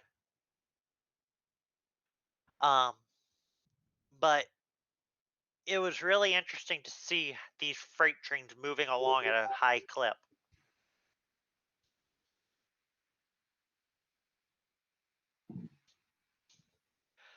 And after the storm That's good. Oh yeah, this is one of my favorite shots. After this storm had passed, it created this backdrop, and we were standing, so the truck has an interesting story. We're standing there and we're photographing, and the guy pulls up in his truck. He's like, "So you all like trains?" And I'm like, "Yeah." He goes, my dad was a brakeman for the Chicago Northwestern. And he's like, "How long you guys going to be in town? Because if you want, we could." He goes, he's still around. He would be interested in talking and sharing his story. Well, this was unfortunately, I wasn't in town, but he parked his truck there, and I still like those truck colors. But the other thing is to notice, look at all the concrete ties scattered there. And it's not like they do over in the UK, because I am a UK modeler, where they stack them up neatly. The Union Pacific just threw those ties there, and I don't know if they were meant for replacements at that particular spot or if they were going to do a massive tie relocation. But yeah, it was an interesting detail I've noticed looking back at these photos. And Right after that Union Pacific came through, they had another one running, and we then found out about the coal train that was running for a crew and needing a crew change. That they were running traffic around it, but here was another train coming in, and it's getting ready to do more rain. More rain was coming, and yeah, round 2 of thunderstorms came. Here's another Union Pacific train heading west at this point, almost about to reach the top of the hill. And again, like John was mentioning, 5 locomotives up front. Now, on this day, there was only 2 of them online. The rest were going along for the ride. A lot. Oh, yeah. And see, a lot of the time, so unlike our model railroads, they'll only put 2 locomotives online, but they might have 6 locomotives. And what I mean by online is meaning that they have the power for 2 of those locomotives, whereas the rest are just acting like a boxcar and just going along for the ride. Was that just to reposition that motor car to someplace else? That's exactly what it is. Railroads don't like doing repositioning moves of locomotives, which means like light power moves. They don't like doing that because it's not profitable. Yeah. So it's easier to go, well, this train's going this way. Let's just throw those 3 extra units on it to balance out the power. Just so you know, I'm receiving a lot of questions about growing spuds, so you should be ready for that in the breakout. There seem to be more farmers on today than railfans. So, Tier 4 units. EMD's answer to GE's Tier 4. I don't even remember what it is. It's an ST70 something. But Wow. Union Pacific was a purchaser of them. And notice the raindrop in the center of the in the camera. It was pouring it down with rain, and I heard this train, and I'm like, I got to get a photo of this unit. I don't know if NS or CXX are going by them. And it was something so unique. I'm like, yeah, I want a photo of this. So I went out and stood in the pouring rain to get this photo. And when I say he was creeping up the hill, John, he was doing about 3 miles an hour. He was that heavy of a train. That locomotive on the lead looks like it's brand new too, like it's never gotten. It was. They were brand new at the time. It's another one of those pictures when you want to say you need to weather that a little. It doesn't look very prototypical. Exactly. Right? Right. I mean, it's funny. You look at that and Brand new. yeah, pretty much. I mean, I've gotten to see NS units brand new. I mean, I got to see the final 6 heritage units literally 6 hours after they released. EMD signed them over to NS. And yeah, this was a brand new unit. And more older power heading up and trying to outrun the rain at this point and not doing so well. But one of these units has been, this is an ST70, and one of these units has been following around the Union Pacific 4014 on its journey. Oh, nice. That unit in the lead doesn't have a flared radiator. Right. Does that always mean that's an older one? So both these units are older, actually. But pretty much this was the original. So this was what the SD70 started out as.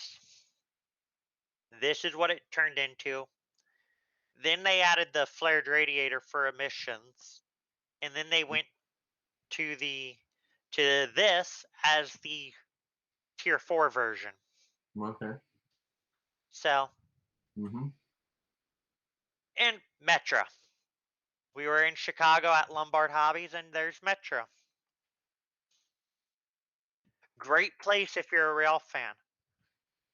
You can park here at the Lombard Metro Station and watch Union Pacific run through and Metro run through. Why you mentioned that? Why you mentioned places? That's one of the questions I had. Let's say you parachute into a new place. How do you find out where good rail fanning spots are? Honestly, like for me, like Mhm. in the Cincinnati area, I've grown up here. I've known this. Right.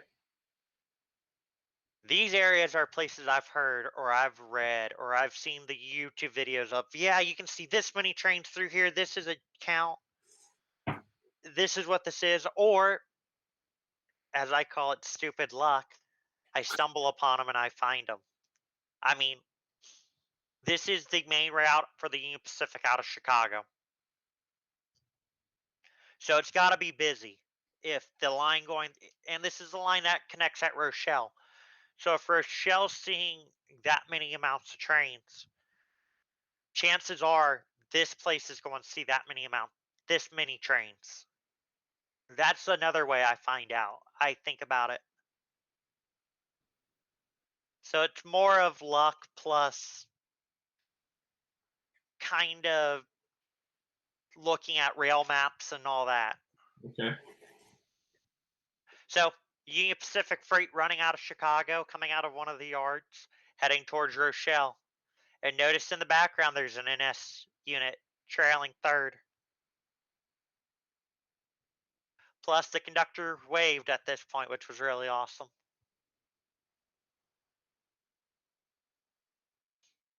And we're back to Ohio where spuds are not grown. And it's an ethanol train. Notice the buffer car behind it. Buffer cars are there so in case there would be a derailment or a head-on collision that the train has less likely to have a case where the cars could catch fire and explode. You can't do this shot today again. The lead locomotive is a Dash 8. It's been sold off, former Conrail unit. And the Dash 9 behind it's been rebuilt.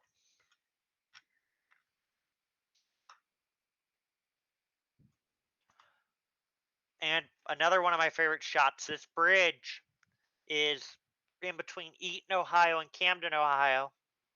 And it's a small bridge. I mean, I want to say it's like 10 foot, maybe 11 foot tall. Built in the 1800s when the line was first built and reinforced and still carrying mainline freight traffic across it. On this day, it was NS 174, Birmingham, Alabama to Elkhart, Indiana, mixed freight.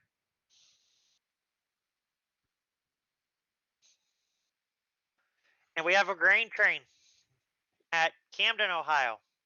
I've heard rumor that one of our moderators might be modeling Camden for an exhibition layout at some point. But 2 Dash 8s leading a grain train in perfect morning light. I mean, you can't get any better than that for lighting.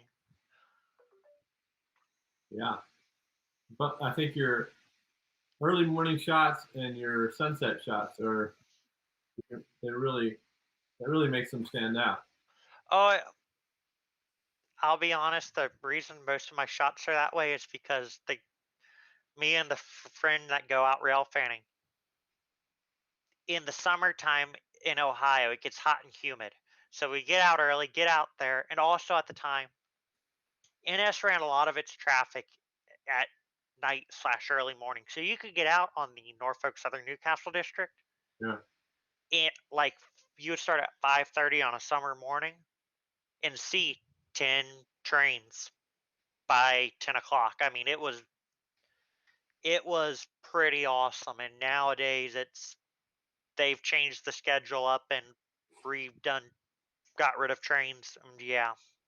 Yeah, well, on the UP Transcon in Wyoming, we didn't know what the schedules or the crew shift times were, but we did notice that there was a lot of traffic early in the morning and a lot of traffic at night and some kind of dead spots in the afternoon.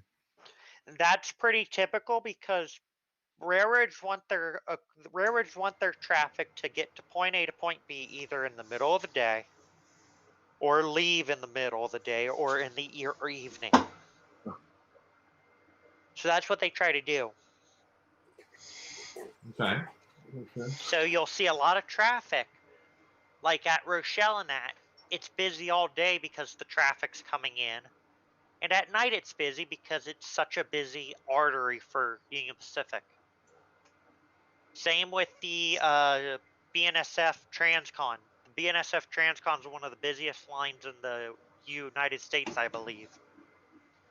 And that's the line it's one of those. Norfolk Southern's line across from Toledo, Ohio over to Chicago, Illinois is another busy line. If you go to virtual rail cams, Elkhart thing, there's always something moving or something waiting to get into the yard. One of my favorites, Jordan, the BNSF Transcon that goes across the northern tier that I saw at Fargo, North Dakota. That's another busy one. That was not only super busy, but in Fargo there are, I don't know, a couple of miles worth of grade crossing after grade crossing. It just comes right through town. Yeah. And you can literally, sit at a McDonald's or a KFC and eat lunch and rail fan outside. That was a lot of traffic. Yeah, So Jordan, just before we continue on too much further, I've got one question. I'm sure John's got a few more, but all right. Do you use any drones for your photography? I do, although the drone's down right now. Again? The batteries decided to fail on it, and we're not sure what's causing it, but we were taking it up and it decided to do a emergency landing. It didn't crash, mind you, because it was only like 6 feet up in the air, but it came down hard. Cool. So, all right, John, what do we got for me? A related question I had: Do you use a scanner? Yes. To pay attention to what's going on? Yes, I use a unit in Bearcat. Okay. And I also have a special antenna you can get, and I cannot remember the name of it, but it's been specifically cut, and I forget how they do it, but it's been specifically cut to pick up railroad frequencies better. So the 1600 to 161 radio frequency range. Okay. I guess one other thing I mentioned earlier, do you think it would be helpful if we all pick up a collection and maybe bought you a better shirt to wear? Sure. Because there's a lot of people that don't really know what a gourd yuck is. Yeah, I agree with that. We're close to the top of the hour here, and I see Martin coming in. So, how we doing all? Yeah. Okay, I'm over here in the breakout rooms, and there's a bit of traffic coming through. There's a few people waiting for Jordan already, so he knows how to navigate over there, and he can go over and entertain the masses in his breakout room, and anyone else that wants to go over and have a chat to their mates. If there's a bunch of you out there, get together, send an email. There's plenty of spare rooms there. They can jump in and do whatever they want. So, yes, wearby.com/MRL-Aussies. So, I think we'll hand it back over to Brad, or I'll hand it back over to John, and he can wrap it up. So you can go over to the breakout rooms on that link and video chat with each other and hang out and ask Jordan all your agricultural questions.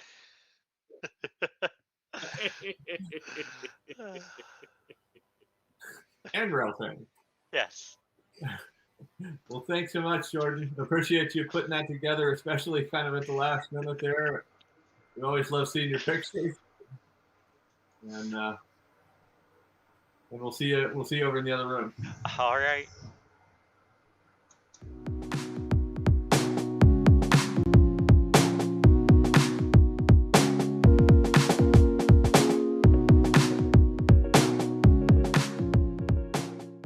What? What'd you say? I can't hear you, Martin. What are you saying?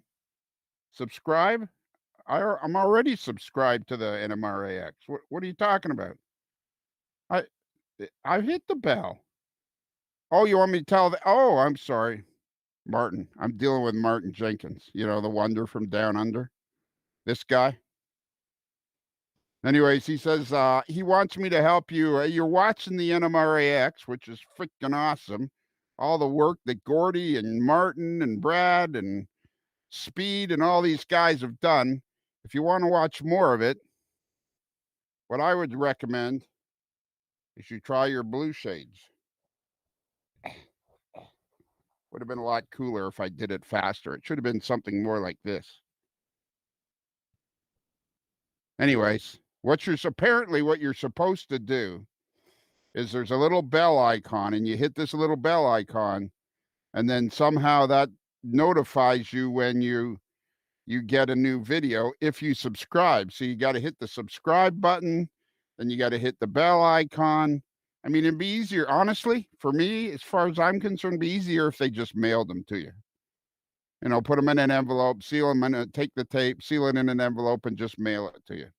But anyways, this is what I was asked to do. I was asked to help you get it organized, ring the bell, subscribe, and you'll get tons and tons of NMRAx videos, which are all excellent. Was that what you wanted, Marty? Did I do it right? How was that?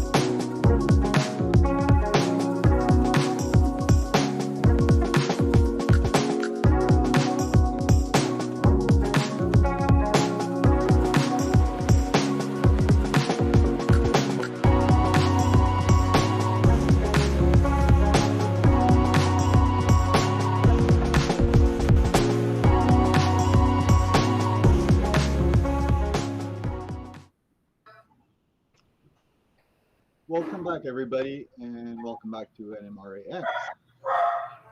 So our next presenter's passion is to stop the process of just building and start a better process of engineering the infrastructure we use to display our models. In his last clinic was about the approach used to define the process of engineering rather than just building. He uses today's modern techniques to build and retrofit the most simplistic of model railroad benchwork. In today's presentation, we will be talking about culverts, tunnels, and more. Please welcome Jeff Reichel. Hi guys.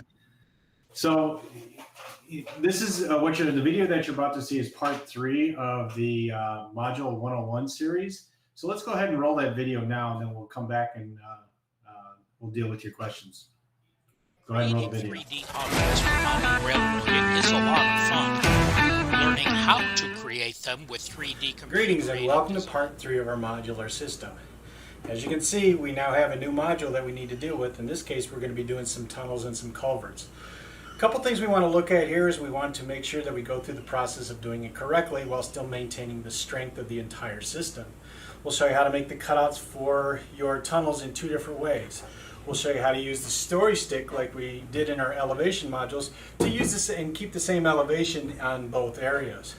We'll show you how to make sure you maintain the strength of this culvert. And we'll show you what happens after we put in the sub roadbed here and how to do it. We'll also show you how to connect it to your sister module for added strength and durability. For right now, let me show you how I built this. Let's get started.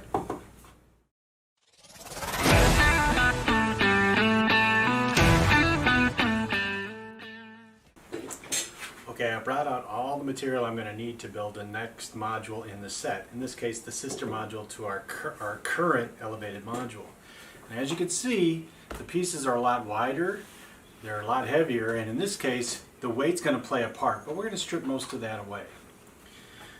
There are a certain number of conditions or limitations I have to deal with. So you might think that you might just go ahead and start slapping the boxes together and cutting your terrain, but there's a couple of things that we need to deal with.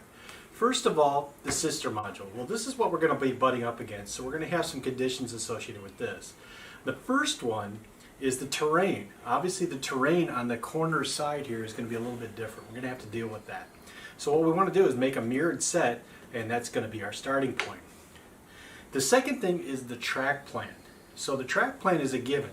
So if you're part of a club, you're going to have your standard track plan, probably outside and inside main lines, and then whatever additional pieces or additional rail spurs that you might have, you're going to have to deal with that. So in our case, we have another condition because this particular spur is actually still on an elevation. It means it's still going up, so we're going to have to deal with that as well. And we'll show you how to deal with that shortly.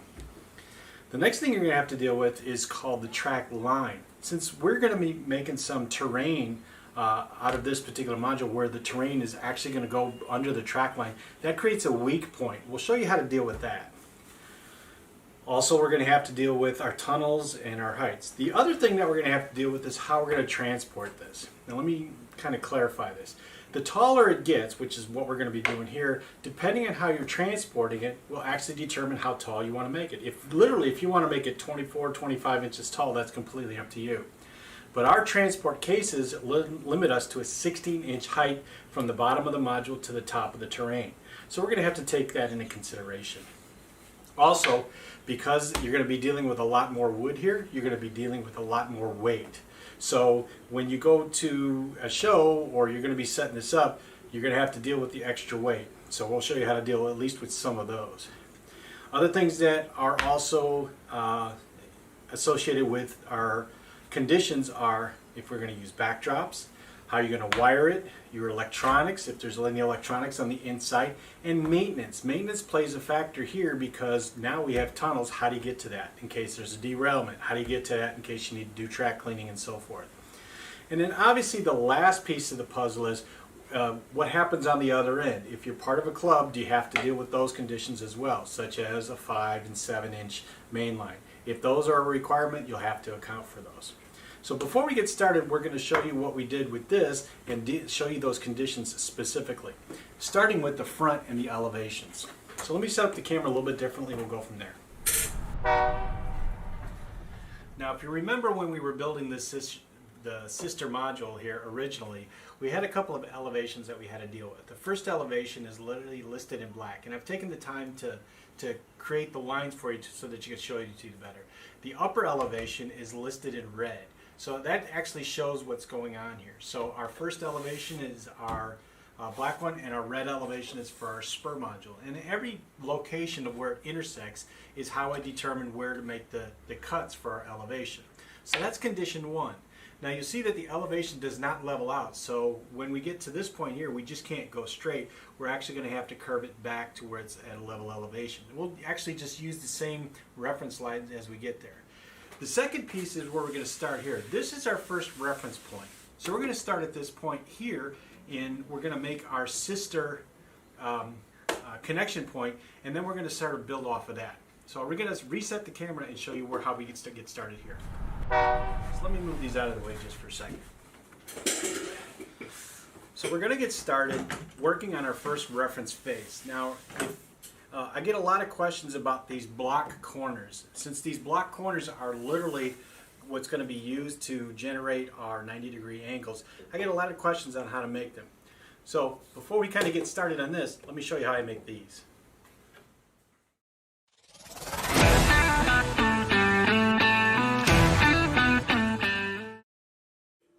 Okay, let me show you how I make the blocks for use on our end corners of our modules. Block typically going to come out like this, but how I make them is pretty independent. It's pretty simple actually. First, when you buy lumber at the home center or whatever, it's going to come probably with a color on the bottom of it. It just tells you what type it is, what color it is. It's to protect the ends basically so that it doesn't start to split. So they come in long sections. They could be 6 foot, 8 foot, 12 foot in some cases. And when I use them for a project, I'll use them for the other project first, and I keep the cutoffs, and that's what you see here. Now these cutoffs come in a variety of lengths, doesn't matter what they are. Anything shorter than probably 3 or 4 inches, you probably want to get rid of. But all of these others, which may or may not be useful, I'm going to use. Okay? And I'll try to match them up as close as to what they can. And in some cases, I might double or triple them up. Or, in this case, I can do something like this. Now, we know that they have to be wider than 1.5 inches. We know that because these are 3/4 of an inch, they will be 1.5 inches, and you will probably want to measure those, just to be on the safe side, because typically lumber that comes from the lumber yard is not exactly what it is. I know that these are because these are actually face frame material. There's literally just a touch larger than 3/4 of an inch. So I have a little play there. If you can't get exactly 3/4 of an inch, you could double or triple up in some cases and then cut your pieces out of that. But they're literally just cutoffs. So what I would do at this point is I would take these and I would spread glue on those, put them back together, and then put them in a clamp. Several clamps across the top, and I'll show you what I got down below.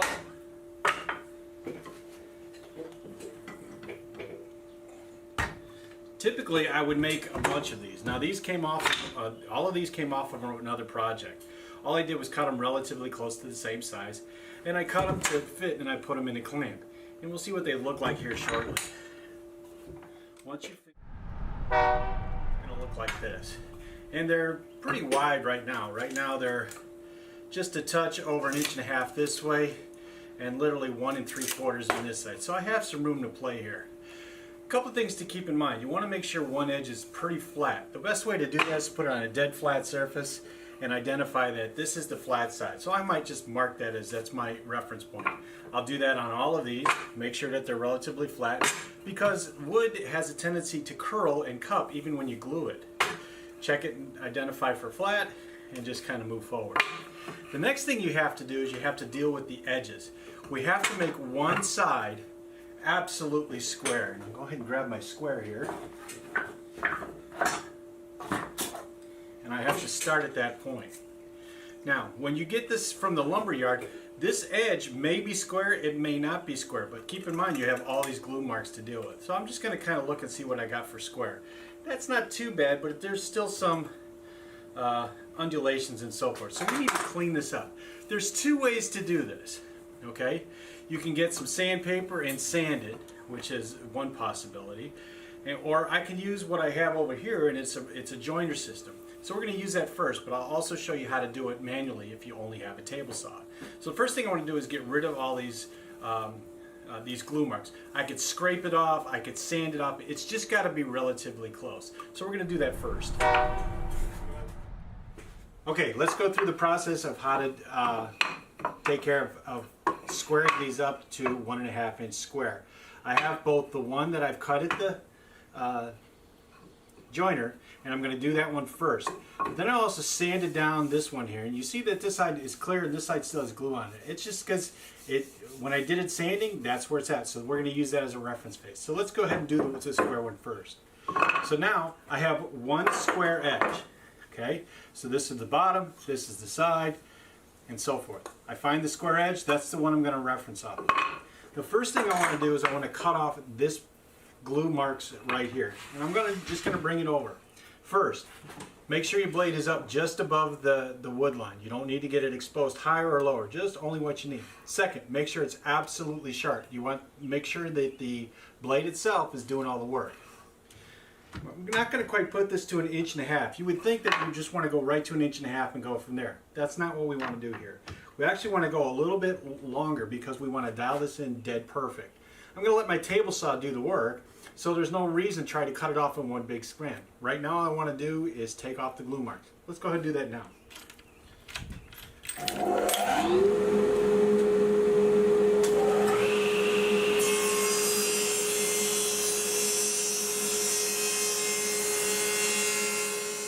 One and 9/16.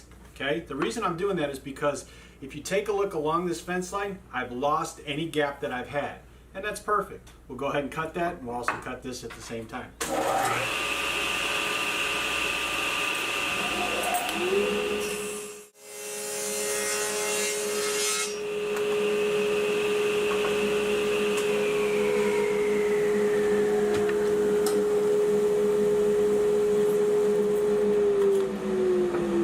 Now I've set my fence to 1.5 inches. This is where I make my final cuts. Basically, I'm looking for the best face, and that's the one I'm going to put against the fence because I want to clean off the worst face, basically, is what I'm doing. So I just kind of look at it. I also check for square, make sure that I have no issues in this one. I got a slight gap. I'm going to probably cut this face off. So that's where we're going to go next. Now you notice that I can actually do all 4 sides because this is just slightly wider than 1.5 inches, as well as this one. And this one literally right now is at 1 9/16. So we put that up against the fence with no gap, make our cuts.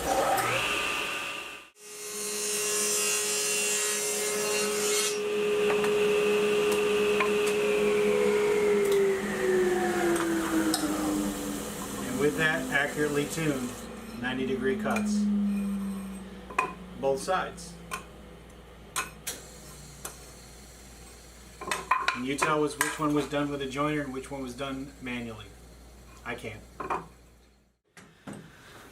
So now that I've got my blocks and how I want to associate with them, I got to put the corners on as well as our front face. So I've already got a couple of pieces already cut. If you remember from our original video, these blocks are 1.5 inches, which you saw earlier, and then the difference between 24 and these blocks is what we're going to use for our facing piece. That actually comes out to 21 inches because my blocks are 1.5 inches square. 1.5 inches is 3 inches, so I have a 21-inch square. So I'm going to use that as a reference point.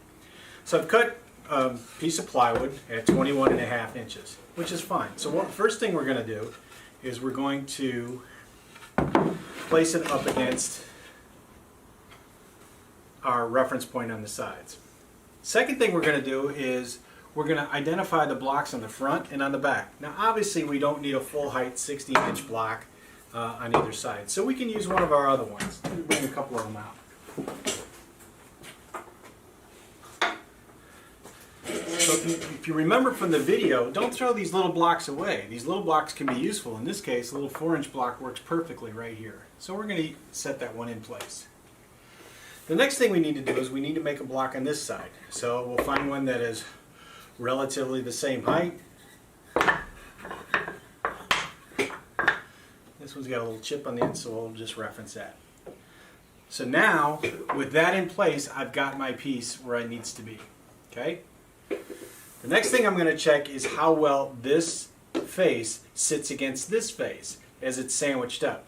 Now, if the sister module has been bowed out, that's going to cause a problem. You have to put that back in a square. Sometimes you can do it with clamps, and sometimes it's not as easy. But remember, stress points on these joints are paramount to the success or failure of this particular system. But in this case, it looks pretty good. It's sitting by itself. There's very little gap. There's not really much to worry about. So what I'm going to do is I'm going to line this up where it's supposed to be. Line up the front, line up the back, and for that purpose, this is actually a pretty good shape. Now what I'm going to do is, in order to get my sister, I'm going to trace the outline.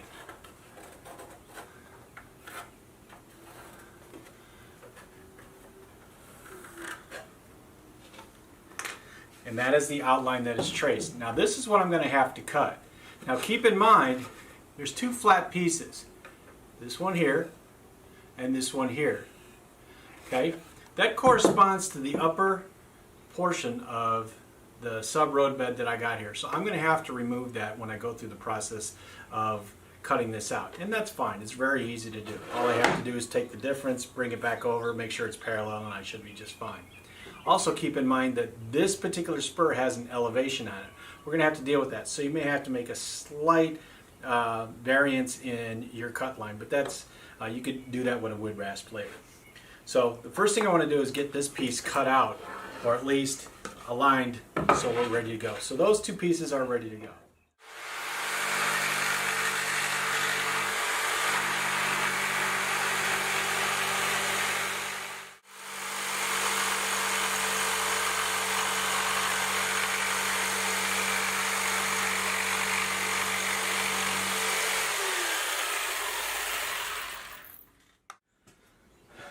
So I've cut it out using the same techniques I used when I created the elevation ones. And the only thing that I really want to make sure of is that it lines up where it's supposed to. Now, it's a pretty good representation. There's a few differences here and there. Literally, if you wanted to, you can clamp these two together. Take a drill.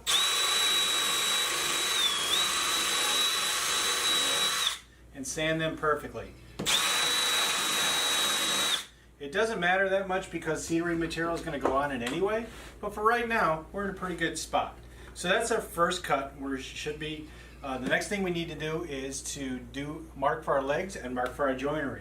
On our last systems, we use these little guys. These are our dominoes, and we're going to use them in the same spot here. So let's go ahead and finish up these two legs, get them and clamp them in place, and then we can move on and start moving towards the rest of the module. Let's do that next.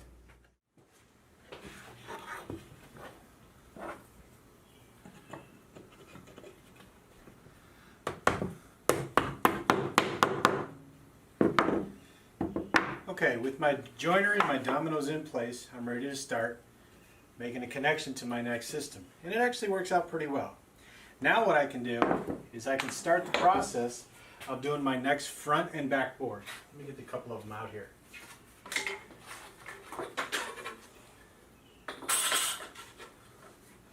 ones I marked already are down below. And that's what these are.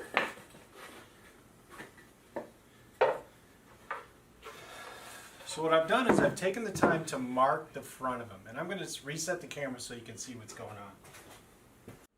Okay, I've set up the module before I've actually made some final marks on the other side, because I wanted to stop here and show you how I go about identifying what I want to do. So right now I'm only viewing the front of the module. Okay, so in that the viewpoint is directly in front of it, just like you're looking down the track. It's directly in front of it. I came across this black line, which is where I first started, and I thought this was a little bit too high, so I'm going to modify it a little bit. And that's okay. You have the time to do it now. Make the adjustments as you need to. A couple things to keep in mind here. First of all, how it's going to be viewed is not directly from the front at all times. It's going to be viewed from a variety of angles. So the first angle that I would have would be the angle from this direction here. What do I want to see and how do I want to see it? So I know there's going to be a couple of tunnels here. There's going to be a rock face towards the top. It's going to shade down slightly toward the back, but it's going to be taller on the back and be smaller in the front, which is exactly what I want. So that's the first thing. I'm going to see my angles this way. I'm also going to see angles this way, and basically I'm viewing the curvature of this towards the back, which is going to be higher. The last thing I want to look at is literally from the other side. So what is the other side going to look like? So I know that the tunnel comes out, there's another one up at the top. How do I want that to view? That's going to help me determine how I want to draw this. Now, I also know that somewhere down in here, there's going to be a culvert lower than the track line. Okay, possibly a creek or something that comes down, it's actually going to be lower than the track line, which is something I literally want to do. If you're in the Pacific Northwest, you're in Colorado, Montana, things of that nature, it's not uncommon to go below the track line quite extensively. So this is kind of what I want to do. So I'm going to kind of bring it down below the track line, staying above what I call my 1/3 line, and my 1/3 line is literally at 1 1/4 inches. Bring it back up, back to 4. That's where I'm going to go from there. So let's talk about span strength and when you're cutting your scenery into the side of a module or a permanent layout lower than the track line, for a river or gully or any type of culvert. We talked about span strength in the first video. The longer something is, the more support it's going to need in order to maintain its strength through the entire span. So in this case, I've actually shown a couple of things here. First off, I've shown how tall this particular piece is, and I've shown what is called a 1/3 line, and we'll understand about what that is in a second. If I press down on this, I'm really getting no deflection from the wood because it's vertical. It gets most of its strength from a vertical. My support is on the outside. So what happens when I start cutting into the wood? Obviously the support along the span is going to be littler and smaller. So we don't want to go below that 1/3 line. We'll see why that is in a second. So let's go ahead and cut a small culvert in here and show you what happens in deflection at different points along this way. Okay, so I've cut a small indentation around the side of this particular piece. And it's not quite at the 1/3 line, but it's enough to demonstrate what's going on here. So first and foremost, when we go through this process, we need to understand that now our span strength has to go, instead of 3 inches, it's going to go just about 2 inches. So if I press down on this, right now there's no deflection of this from end to end. And that's important. We don't want any deflection. We don't want the supportability. Remember, your support for most modules is on the outside. It's also getting pulled in 2 different directions. Plus the force of gravity is pointing it down. So a lot of the weight's coming right here, and as it comes right there, this is the central point of failure. So we need to make sure that we support this. So right now, even where it's at, it's not deflecting at all. I'm putting quite a bit of pressure on it and it's not deflecting. Let's go beyond that and see what happens. Okay, at this point, as you can see, I've gone below the 1/3 line, and that's kind of important. Right now, as it sits on the table, there's not enough weight to actually do anything to it. It's below the 1/3 line. It's not really a lot of span from this particular distance, but you may have a series where it's actually lower than the track line for quite some distance. You'll have to deal with that span. Now, if I put a little pressure on this, you can see that the wood is starting to deflect. Not a lot, but it's enough to be concerning. Let me tell you why. First and foremost, most of the support for all modules is going to be on the outside. Okay? So with that being said, your weakest deflection point is this little piece right here. That's really not enough to support what we're trying to do. And this is only one side. Remember, you also have scenery, track, and everything, plus anything with the ribs on the inside is also forcing this down. So you have two possible options here. One, you can have support closer to where the culvert is. That way the span is a lot less, and you can see there's really no deflection. So we have to take that into consideration. If you don't have that option where your support is on the outside, you can actually do a couple of ribs that are relatively close to that culvert. What this gives you is a little support on the inside, and it gives you the ability to have ribs not only here but also here that supports this. So the strength of this particular rib and the strength of the other rib will actually support that. Just keep that in mind as you go through the process, and we're going to do something similar to that on our module here. All in all, if you get too much, and we're going to cut this a little bit again to show you exactly what happens when you go too far. Stay tuned for that. Now, I've cut even more off, and I've also increased my span where with the weakest amount of material, and it's literally probably maybe 3/4 of an inch. Now, if my support is still on the outsides, if you take a look, I could put quite a bit of pressure on this, and it is bending substantially. And that's not a lot of pressure, that's just enough to where I'm going to put my arm on it. So imagine, if you will, most modules are between 15 and 20 pounds by themselves. Any scenery material that's on the top, anybody leaning on it, any force that's coming from the side, you literally can have anywhere between 25 to 35 pounds on this particular joint as it is. In this case, I don't think I would trust it by itself. I would actually have to reinforce it in a couple of spots. And there's a couple of ways we can do that. The ribs is probably the way that I would go. The other way that you can support this is, if you don't have the ability, is you can set it on a tabletop. Obviously with a tabletop, it's not going to go anywhere.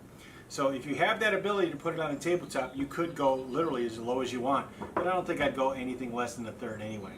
So as we move through this, I have to keep that in mind before I cut out my final pieces.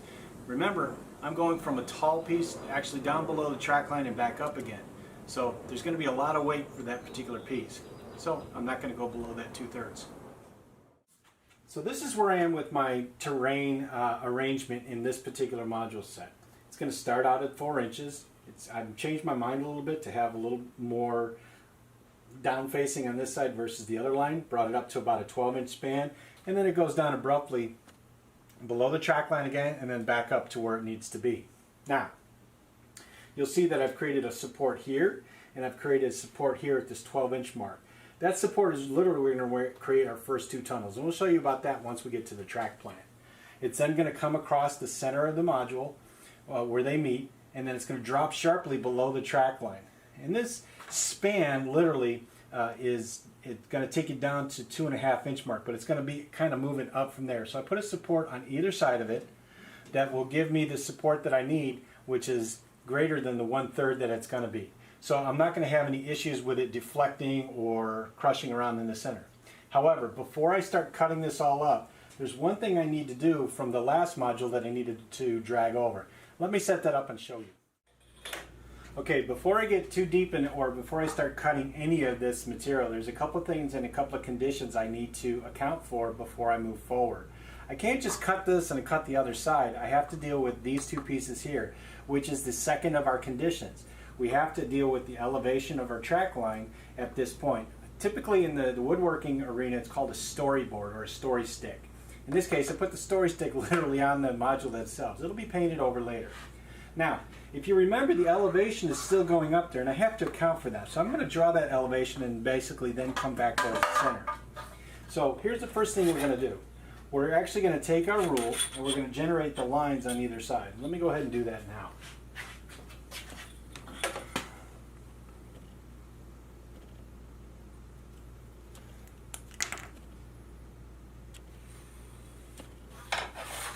So that's the first one.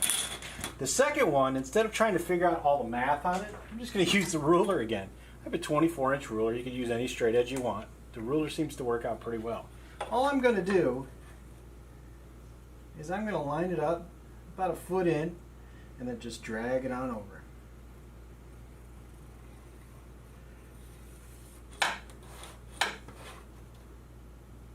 Redo that.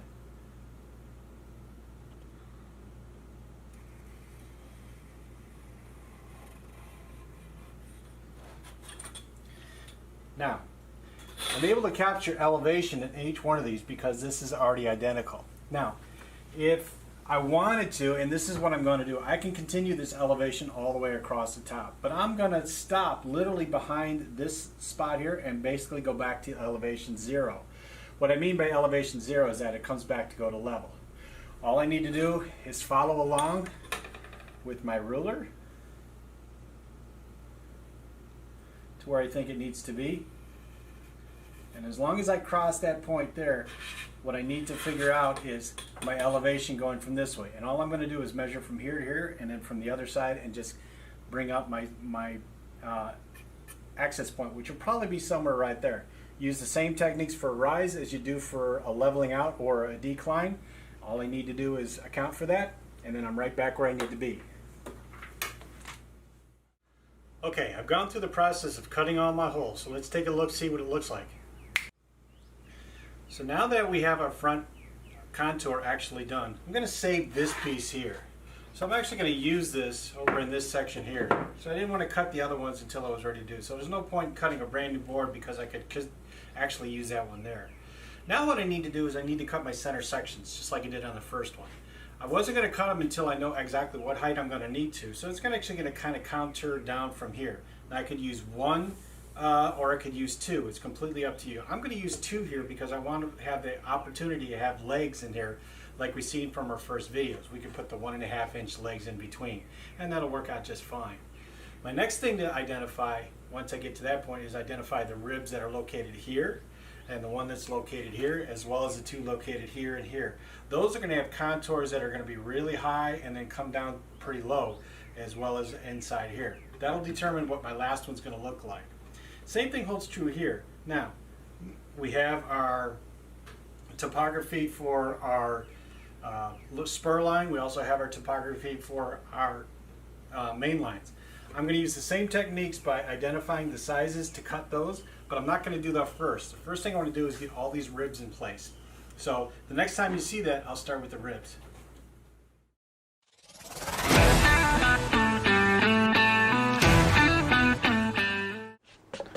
Okay, let's get started on identifying how tall and how wide we need to make the hole for our tunnels.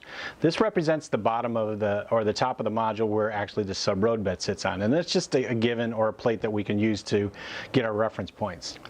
The first thing that we need to account for literally is our sub road bed, and that represents the same exact height as what's there. So I'm just going to lay that flat here. The next thing we have to account for is any, for example, cork road bed that we're going to use. And most cork road beds anywhere between 3/16 to a quarter, 3/16 to a quarter of an inch. This happens to be 3/16. The final thing that needs to go down from a permanent standpoint is literally track. If I put all this together and I measure it out from top to bottom, I'm literally just over 7/8 of an inch. And that's okay, so that's a good starting point. So you're going to have to count for 7/8 of an inch just to start. The next thing I need to do is I need to account for the height of a car. So I brought out the largest car that I had, or the tallest car I should say. I'm just going to stick it on the rails. It doesn't have to be on there perfectly, but just so that it doesn't move. And that's good. Now, if I take a rule and I'm going to sit it down on the flat side, literally at this point, I know that I'm at least 3.5 inches from this point. So I'm just going to take a different rule and go a little bit further. Going to measure it out from the top to the car.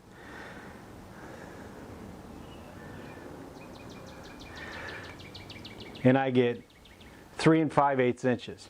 You always want to round up possibly a 1/4 inch just to make sure that you have enough space. So I'm going to go literally to 4 inches, and that's my benchmark, so it's 4 inches. The next thing I have to deal with is I need to deal with how wide it happens to be. In this case, if I have a single track, all you have to do is make sure that it's at least a 1/2 inch wider than this setting. So if my sub road bed is 5 inches, which is what this is, and the other one, which is 2.5 inches, I just need to make sure that when I'm going to put it on, I have a 1/4 inch on either side. That's to account for two things. The first one is if you have any overhang from the cars around this turn, or if the car's overhang is so severe that you actually have to move the tunnel portal in order to do that. In some cases you have to do it, especially with the 72-foot passenger cars or the long 89-foot flat cars. All of those typically have a lot of overhang, so you need to account for that. But for the most part, we can get started on our next piece, which is cutting an original hole, and I'll show you how to do that. But first we need to mark out 4 inches by whatever the size of this is, plus 1/4 inch. That's what we'll do next. Now you might think that you want to identify a center point and measure from there, but I'm going to do it a little bit differently. The reason being is because you can't guarantee measurement points from your modules or wherever you're going to put this. So literally all I want to do is identify where I'm going to start. And in this case, I just marked the outsides of where I'm actually going to cut my hole. And I'm going to work from that. So that's my reference point. The first thing I'm going to do is measure 1/4 inch from each side.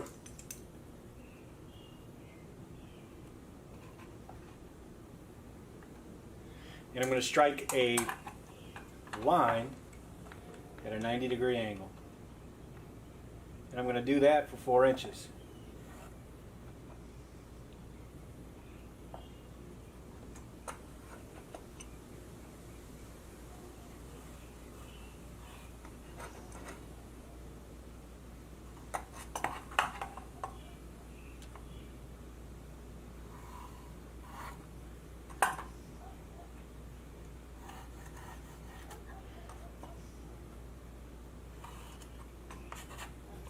And literally that's what I'm going to cut out. So I'll do that next and we'll show you what to do from there.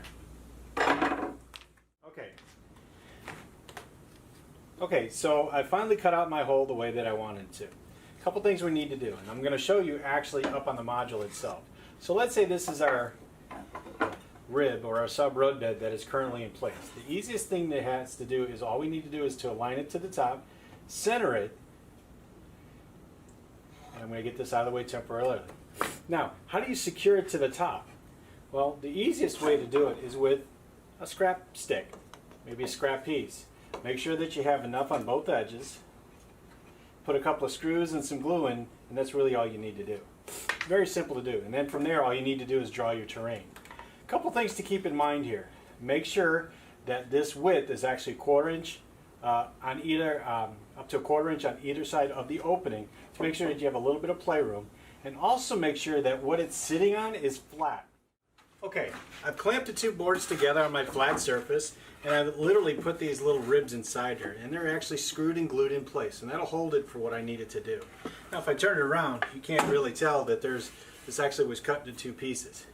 Now, what I got to do, since this is all going to be hidden, I need to actually cut my terrain out where it needs to be. I've also taken the time to cut this line here, and this is my 4-inch track line that we saw from the front. Our tunnel doesn't start here for these lines, it starts a little bit further back. But for the first one, it starts a little bit earlier, so I've actually gone through that process. Now I can get it in the module and actually determine where the final cuts are going to be for the terrain. And that's what we're going to do next. So let me put this together and go from there. Okay, this is rib number 2 inside our module set. I'm going to show you a couple of things here. Using the same techniques as I did with our riser module, I've calculated the track height in both locations. Keep in mind that I still have this track is still on, going up on an elevation. The next thing I did is I measured off a 1/4 inch from each side of the track from where it is, and I've drawn up 4 inches. So this is the hole that I'm actually going to cut out. The same thing holds true here. The key to this system is actually when it sits the reference line on the module. If you remember, on the front of our module we have our little storyboard which tells us how high off the side or from the bottom that we're going. This one is 4 inches. This one actually is 5 3/4 inches, which is what it's actually going to be. From here it goes straight on and the elevation flattens out. But from here forward it actually goes down. And that's fine. So now what I need to do is I need to cut out these holes. There's a real easy way to do that without tearing it up. Let me show you how I go about doing that. First thing I'm going to do is I'm going to clamp it. First thing I do is clamp it to the end or some type of table. And my table saw does pretty good for this. So all I want to do is to keep it from moving around. Now what I'm going to do is I'm going to drill on both ends, or kitty corner to each other. It doesn't matter one side or the other, and that's fine. But I want to stay inside the lines, and that's easy to do. Jigsaw, saber saw it might be called, with a very fine blade as well as a very maneuverable blade. Stick it inside the holes and just follow the line. Keep in mind you want to take extra precaution and stay as perfect as you can on the track side, because remember our sub road bed sits on it. If it's a little off, it's not going to be too bad, but just make sure that it doesn't deflect or something, deflect or change the angle in any way. We'll show you how to deal with that in case that happens. So let's go ahead and cut.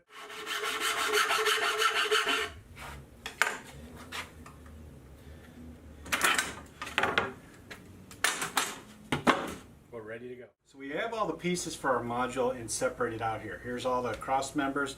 Here's our posts or our corner pieces.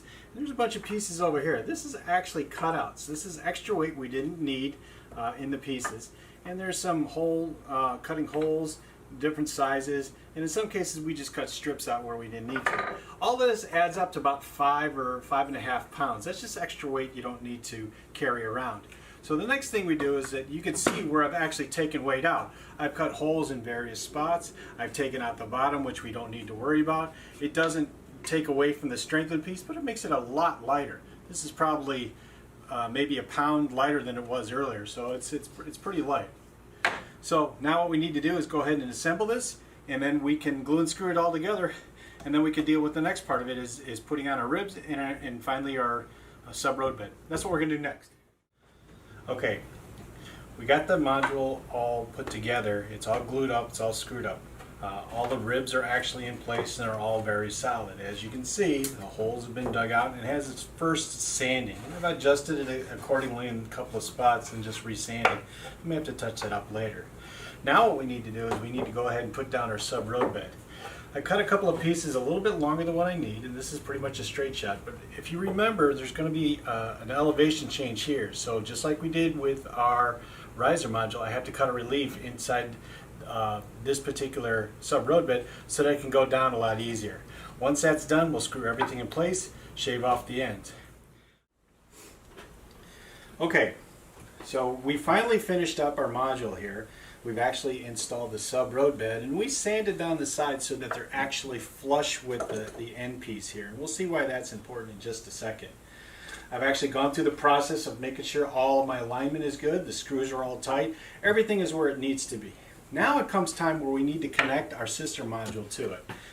And we're going to talk a couple of things about connection points. First of all, you're probably used to seeing these when you're connecting modules together. These are actually used to grip them together, and friction is what holds both the alignment in place as well as the connection to itself. I'm going to opt away from these. I don't like these in the first place. You only have one small structure point, and it really damages the wood, especially if the wood is out of square or if the wood is actually warped. I'm going to use locating pins. They're actually located inside there already. And those locating pins, there is a male and a female. And what I use to make sure that they're aligned is once the system is aligned, I use a template. And this template is designed to screw 4 holes on the side. So the 4 holes can be used whether it's a 6-inch, an 8-inch, a 4-inch, it doesn't matter. So once I reference that, the 2 inner holes are used for the alignment pins, the 2 outer holes are used for the second mechanical fastener. And we'll show you that here in a second. So what we do is we put it on here, we drill the holes, and we line it, we drill the holes, and we're good to go. Now once the holes are aligned, the next thing we need to do is we need to pull this thing together. Again, staying away from these. If you can stay away from these, you're going to be a whole lot better in the long run. You're not going to damage the wood as much. You're not going to try to keep everything in the square. The alignment pins will do that. This is actually a 5-star knob. It's literally $4 or $5 at the hardware store. And this is a T-nut. I've opted to the ones with the holes in it because the ones with the prongs in it, it's very hard to get a hammer inside here to beat that in place. So I've opted the ones with the holes, and I think the screws hold better. Even if it does move, I can just turn it 90 degrees and put the holes back in. It'll be just fine. Now what I do is I take it and put it through that hole on either side and actually pull it together. And we're going to do that now. Let me just save these 2 for later. So once I align my module, put the locating pins in, and you'll see that every time I pull it apart and put it back together, it goes in the exact same place. All I need to do now is take my 5-star knob, put it through. And normally I do this on its face or flip it up on its back, but seeing as how this is just demonstration, we'll just bring it together. Lock it together, and you can see it pulls it nice and tight. Now, normally if I had a 4-inch module like I did in the starting front, I only need 2. But seeing as I had the extra height there, I added a third hole with a 5-star knob. And we'll see why that's important here in a second. So I clamp that one together,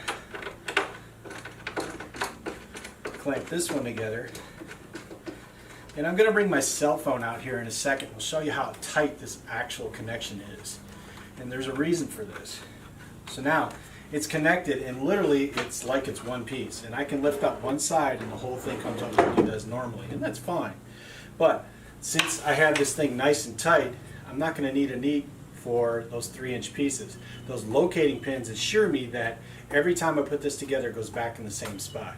Now let's take a look at the strength of this. I've actually locked down these just hand tight. They're nothing more. The locating pins are in place. I'm going to move on to the end here and actually lift up on the entire structure all the way to the end.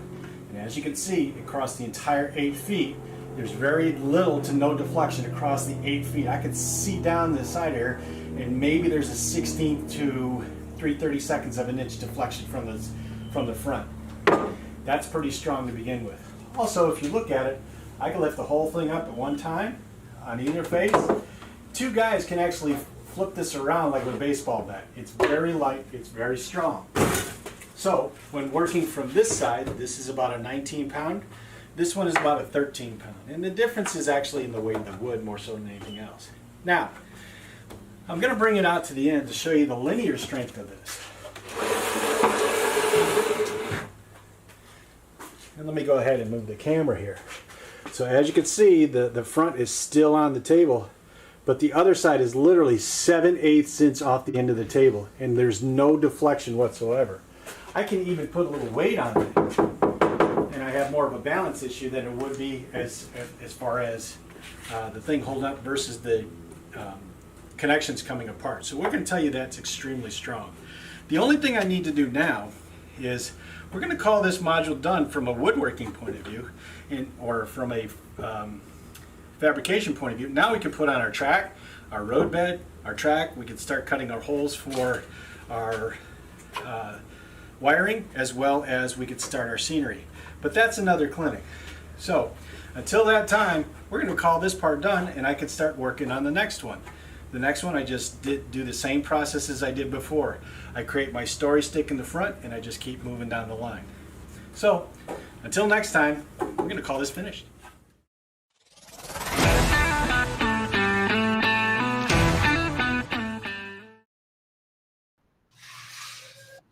Oh, that was such an interesting video. Now I know I have a module to build, so I have a pretty good idea how I'm going to build it. That was very good, Jeff. Appreciate it. I do have a bunch of questions, though. Okay. We'll start with a simple one. Why do you not use solid timber? I noticed plywood, but why not? I don't know, pine, oak. One of the problems is whenever you go to the big box stores or even to your lumber mill, it's very difficult finding the lumber that has the same consistency all the way through. A lot of times, if you're going to be using, for example, want to make 1x4s, you'll have to mill it down to get to the exact size or frame that you want. Also, many of the timbers are going to be twisted or even warped in some cases, and you have to go through the extra process of milling them down. Using plywood means that I can get more stable material at a lower cost per linear foot than I could for solid material. And it's actually stronger. Huh. That's nice to know. Another question was, yeah, I have the same question. I didn't see any screws. Is everything only glued or is everything nailed, or like how is everything hold together?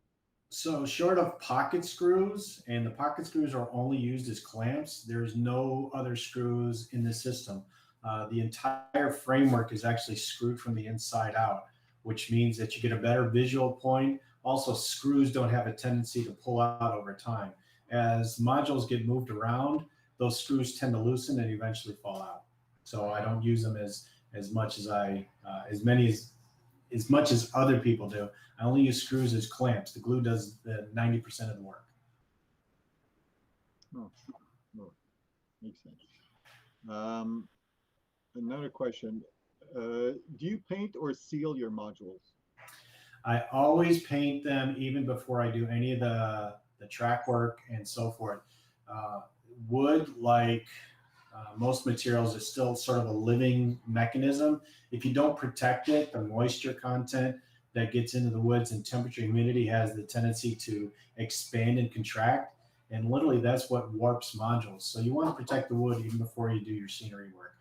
When I started these here, once the woodworking was done, they were completely painted black, and then the scenery work started. So because you're going to be introducing moisture from a scenery perspective, you want to seal and protect the wood as much as possible. Okay, you brought up a point where I've got a personal question where I've got a problem of humidity. So doing it this way, I wouldn't have any problems at all. No, the problems will be mitigated because you're putting a barrier protection against the wood fibers. Most of the moisture will be wicked away or don't even enter the wood as a whole. Since you're sealing those pores, it's like when you were a teenager, you're sealing the pores, you're always washing the dirt out. You don't no longer get pimples as you get older because it's pore sealed. The same thing holds true with wood. If you seal the wood fibers all the way through, there's less chance, short of actually sitting in water, that you have any warpage. Unless you're in a really high density humidity area like Seattle or the upper northwest quadrant of the United States, you have to take extra precautions in sealing the wood. But in most situations, paint is probably the best thing. Just paint.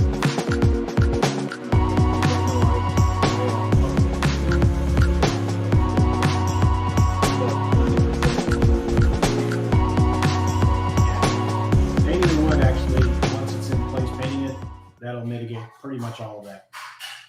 Okay. Also, I noticed the ease that you have lifting up those modules. So I was just wondering how much weight does one module weigh? Well, let me kind of give you an example. So this is a basic module by itself, and it only weighs about 8 pounds, and it's made out of the same material. Obviously, the more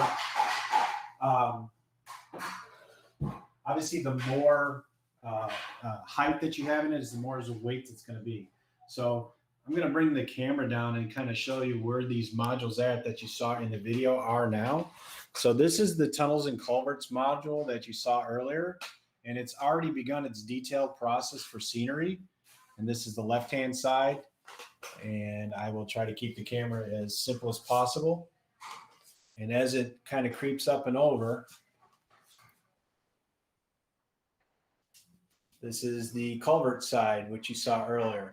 And that culvert side also has most of the detail work. There's still some color work that's left to be done, and I'll try to get an upper shot here.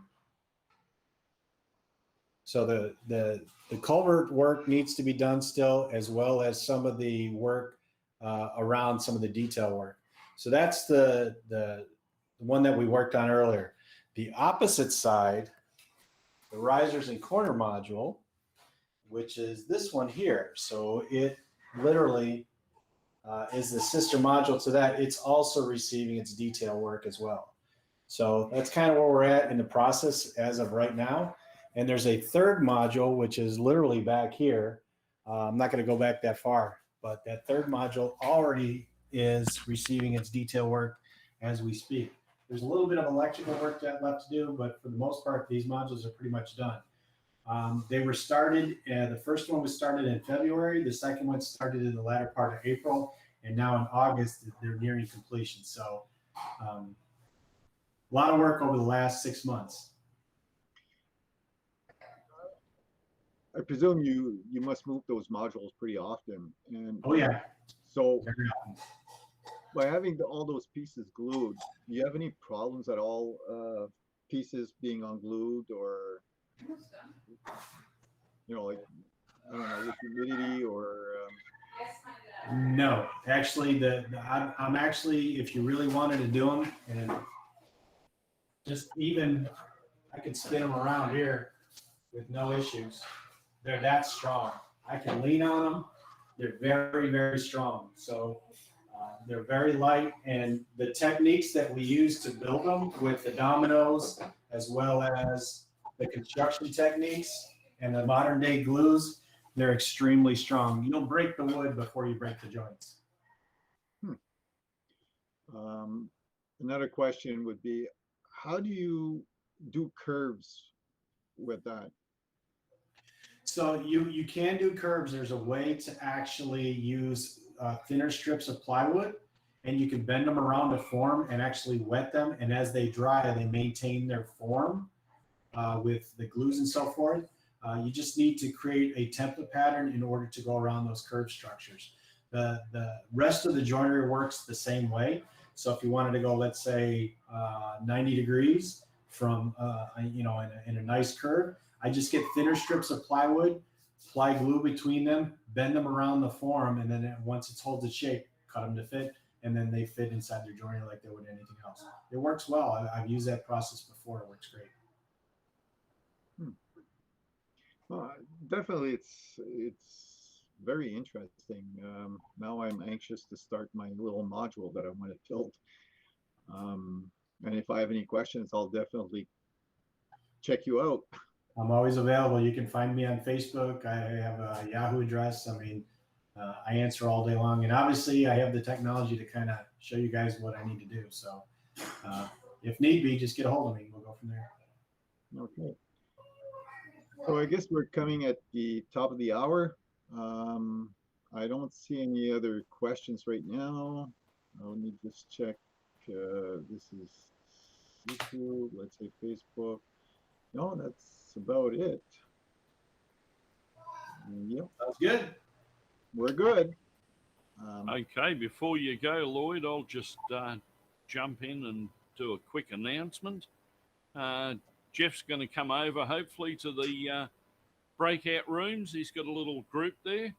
I've seen some people dropping in and then dropping out, being as you're not there at the moment. So I think there are a few people out there wanting to catch up with you, and probably got a few more questions. Yeah, I see a few more people dropping in now. So, yeah, I'll hand it back to Lloyd to finish up. And then when you finish, Jeff, head over to wearby.com/MRL-Aussies.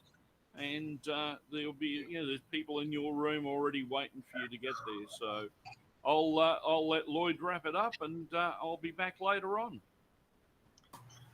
Okay, Marty, thanks. Yeah, so don't forget to check out the breakout rooms. Very interesting way of chatting with the people doing the clinics. So thank you very much, Jeff, and we should see you again soon. Sure thing. I'm already working on the next clinic. Okay.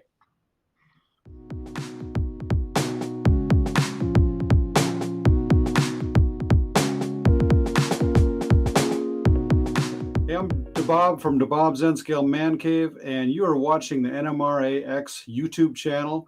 And if you have not subscribed down below, ring that bell, and give it a good like as well. Leave a comment down below, but by all means, subscribe. I know you want to. And by the way, you should stay off those tracks. Thanks.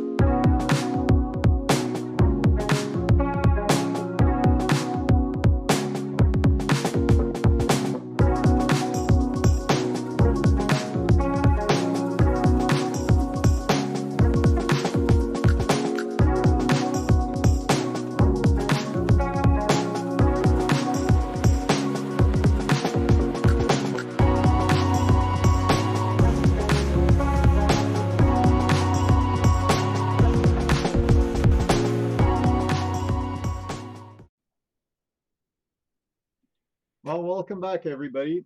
Like I said, if you have a chance, go to the breakout room and chat with Jeff. Okay, so our next presenter has been modeling Colorado narrow gauge since 1977. First in HON3 and then in SN3, and is well known for his contests modeling, having twice won Best of Show awards at the Narrow Gauge Convention in 1990 and 2000. Ken's layout has have been featured in the Gazette, SN3 Modeler, RMC, and Model Railroader. And he is MMR 119. Since retiring in 2008, Ken lives in the Tulsa, Oklahoma area with his wife, Margaret, where he is working on the latest edition of his SN3 Pandora and San Miguel. I got that right? Close. Okay, so please welcome, sorry, I forgot. Please welcome Ken Ehlers. Thank you for the introduction, and welcome to the Pandora and San Miguel Railway Layout Tour. I modeled the Rio Grande Southern in SN3. It is September 15th and 16th, 1942 in Southwest Colorado. Many of the photos and information in this clinic can also be viewed in the Narrow Gauge and Shortline Gazette beginning in November 2016 and continuing in January and March of 2017.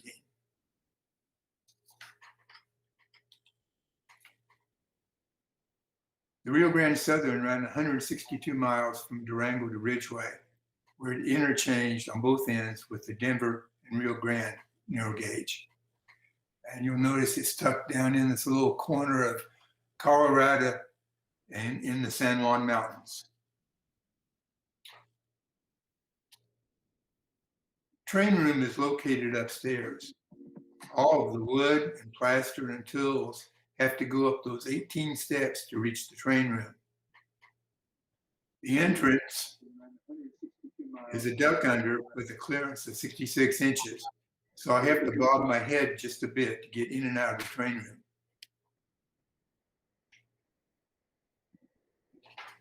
This is what you see as you enter the layout. The plan is a walk-around design, so there is no place where you can stand and see the whole layout at one time. The aisles range from 30 to 48 inches wide. Things look a bit confusing, but this will clear up in a bit.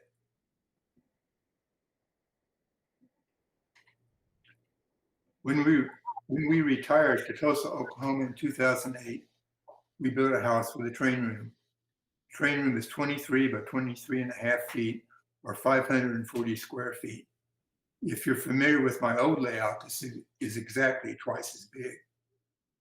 I came with 4 track plans, each of which modeled the same locations along the RGS, but each fitted into the room very differently. Each plan was drawn out on the floor and left for several weeks of evaluation. My favorite plan proved to be too complicated, with narrow aisles and hard to reach locations. But my chosen plan, which is partially double-decked, has proven to provide plenty of modeling and operating possibilities. We'll come back to the track plan in a bit.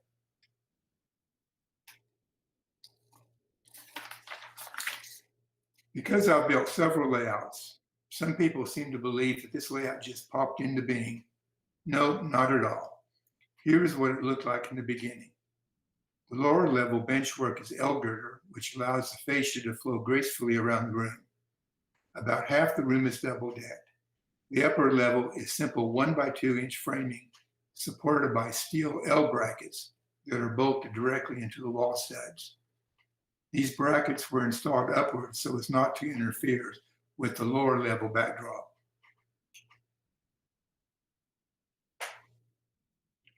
The basic scenery is hydrocal hardshell with molding plaster rock castings that are colored with tube acrylics. The hard shell is built up over piles of crumpled up newspaper. This is covered with strips of newspaper dipped into soupy hydrocal. Newspaper retains its strength after being dipped into hydrocal much better than paper towels. The backdrop photos were taken on September 15th and 16th along the RGS right away. The small plastic buckets were used to haul plaster from downstairs rather than trying to lift 100-pound bags up the stairs.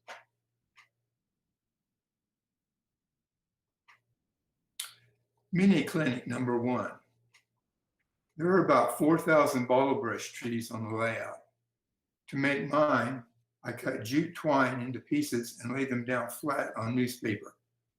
2 pieces of floral wire are twisted together, and the inside of one wire is sprayed with 3M spray adhesive and stuck down on the twine. This is then picked up, put into a vise, and wound up with a power drill. After trimming the trees, are sprayed a dark brown or gray before I add ground foam using the same 3M adhesive.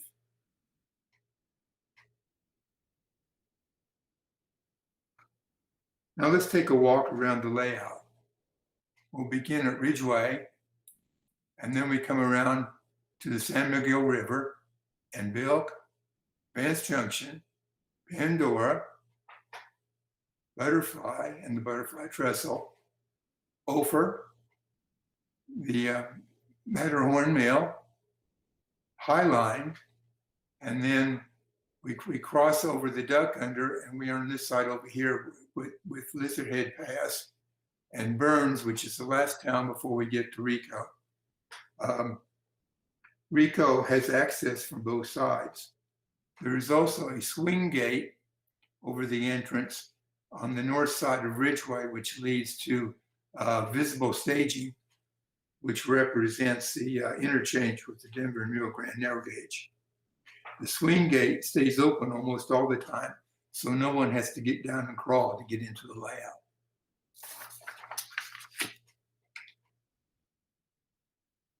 So following the same order, we'll begin the actual tour of the layout. This is Ridgeway. I like lots of junk and clutter. I vary the colors and textures to build up the detail. If it doesn't look quite right, I just add more junk. The ground cover is decomposed granite from Colorado. The lumber mill is a 3-inch false front building that was built from a 1976 model railroader article.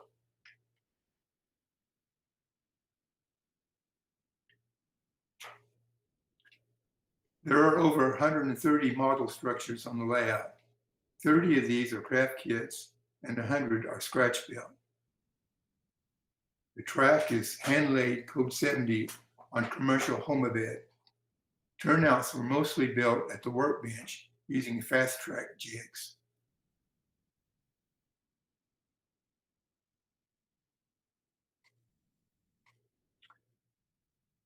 The roundhouse is a Bantam Model Works kit, which has very nice brick and stonework. It's been downsized to 4 stalls, but I kept a goose stall on the left side. The turntable is a diamond scales model and is 64 feet long to handle the K-27s. Track plan has been redrawn as a one-line diagram to make it easier to see how things fit together. The red arrow indicates where we're looking. The layout was conceived as a large switching layout, and you can see that with the one-line diagram.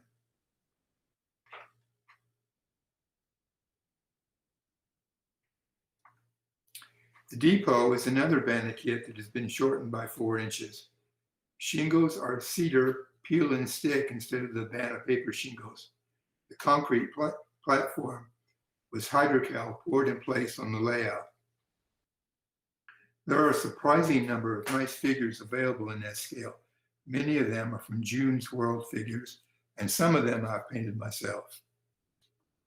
Now we have 3 basic slides with some basic information. The first shows I have several three-way stub turnouts at Rico, and I control these with Tam Valley servo motors and controllers. This works very well because you can position the 3 positions on the 3-way stub independently. The layout is divided into 5 blocks, each with a DCC specialty circuit breaker. The upper pictures show a movable magnetic uncoupler ramp. These are located on the mainline sidings to avoid false uncoupling.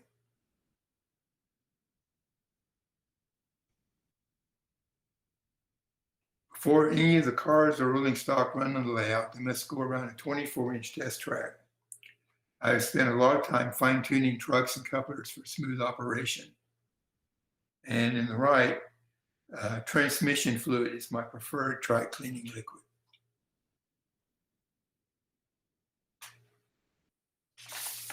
Now back to the tour. The Brunswick bar is a rags to riches kit. The vehicles are from PBL and Railmaster. The many signs add color and texture to my structures and can be downloaded from the internet. The many weeds are from woodland scenics.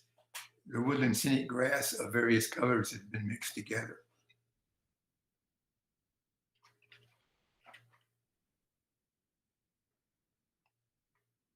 These are more structures at Ridgeway.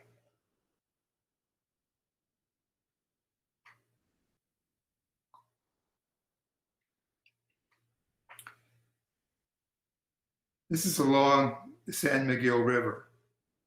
In this particular photo, as well as a number of other photos we're looking at, the layout, backdrop, and clutter have been cleared away so that we don't have to look at the the bench work from the top, or the wiring or the switch machines hanging down.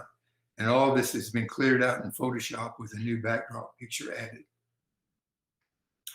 The water is a mixture of Envirotex, Mod Podge, and various glossy varnishes I had on hand. The river at this location is about 20 feet long.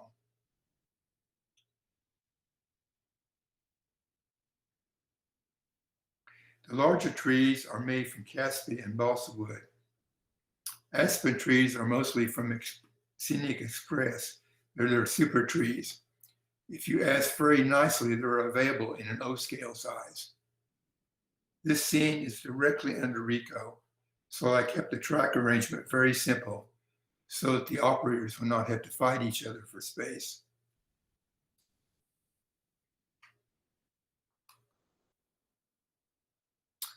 We are now at Primrose. The ore bin is a Crystal River skid.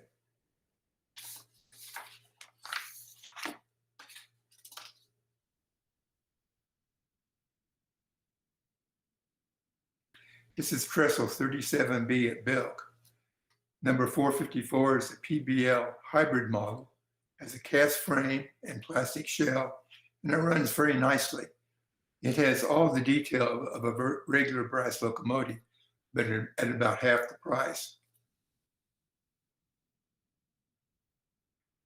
We are now at Vance Junction. All of these structures were scratch built a couple of years before Bill Banna came out with kits for all of these. Prototype plans came from Mike Blazek. Notice the mixture of ground cover, the colors and the textures, how they blend together. The section house was the first place at the 1993 National Narrow Gauge Convention in San Antonio.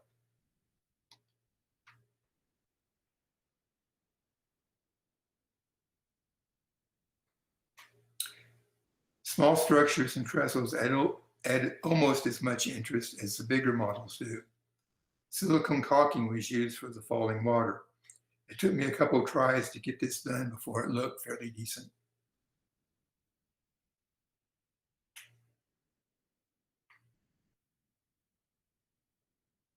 We are at Ames. The tank is the V&T resin kit. This is a required stop for all trains traveling upgrade to Rico.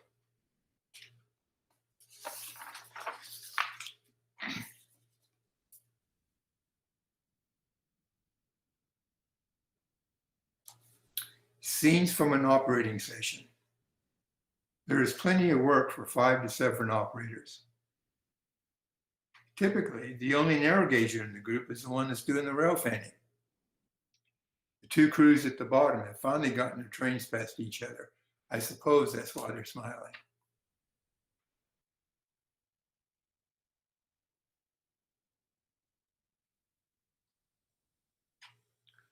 Operations is by timetable and train orders.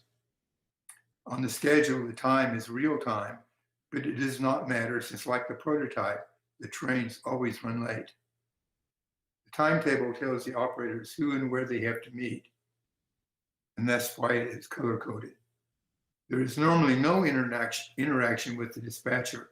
However, the unseen dispatcher communicates schedule changes and extras by telegraph, which show up on the operator's clipboard.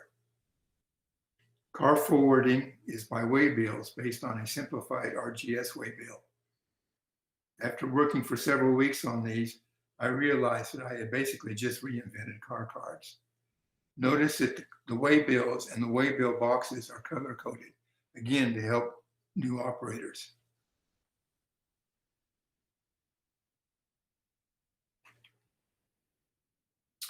We are now at trestle 45A at Ophir.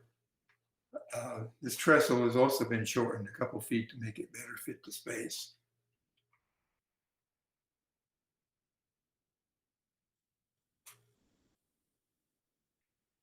This shows the water flume to Ames. Ames, Colorado was the first commercial AC electrical power plant in the country and powered a nearby mine and mill. The flume was built in place, piece by piece, a project I would not want to repeat.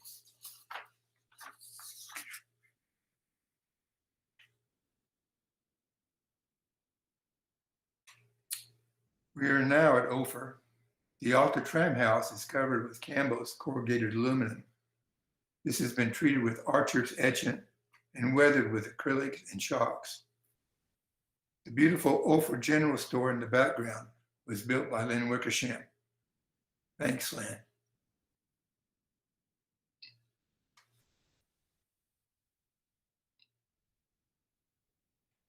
Mini Clinic number 2. This shows my basic wood coloring for cribbing, trestles, and unpainted buildings. Color is a mixture of brown, black, orange, and red tube acrylics mixed in alcohol. I begin by distressing my wood.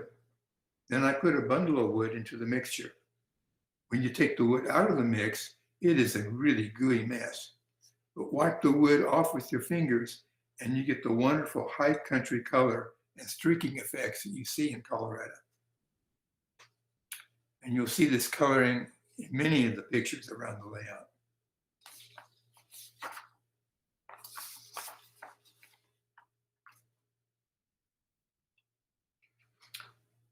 This trestle 45B, number 271, is a Railmaster white metal kit. I've had very good luck using GB weld epoxy on models that couldn't be soldered.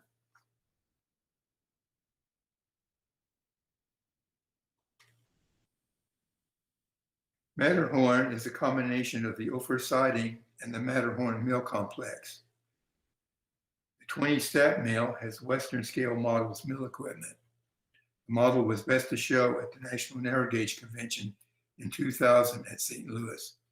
It is similar in size and shape to the prototype mill that was at Matterhorn, although the mill crossing is entirely different.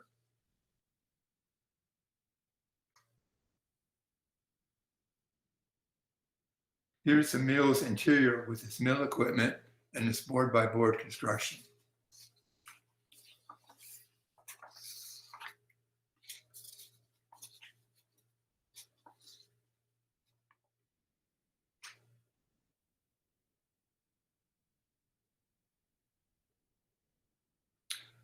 We have now just come through the one very unprototypical tunnel on the layout to the Ophir High Line and trestle 46A.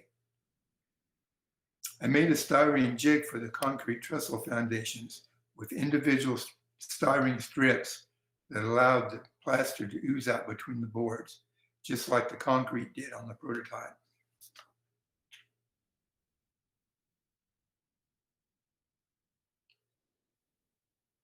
This shows trestles 46A and 46C with a typical short train.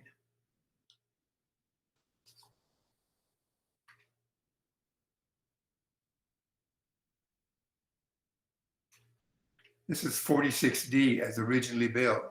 The trestle again was shortened by leaving off several bents to better fit the space. Plans for the Howell trusses and trestle came from John Maxwell. I used lots of small pine trees to blend the real scenery into the backdrop. You can see those along the ridge of the plaster on top.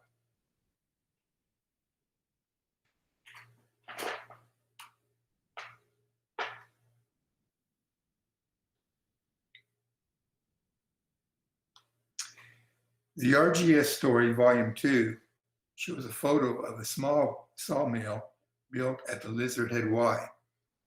The mill probably only lasted at this location for a year or two before being moved to a new location. My model is based on articles by Jack Work in the 1968 model railroader. O-scale sawmill equipment from Sierra West completes the model.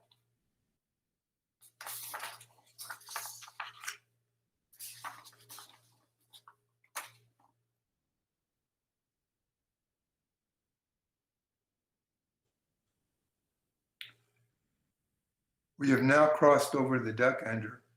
We are at Lizard Head Pass on the upper deck above Ridgeway. The small buildings are from Building and Structure Company, and they have new shingles like many of the other kit buildings on the layout. By 1942, most of the snow shed had fallen down or burnt down, so that only a small portion of the original shed needs to be modeled. Pictured here is part of the real backdrop at Lizard Head.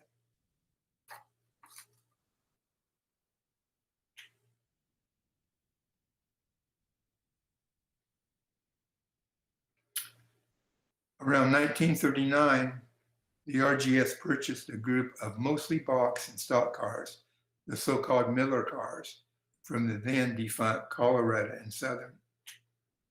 I've stretched history a bit to include a couple of CNS locos and a small variety of other CNS cars.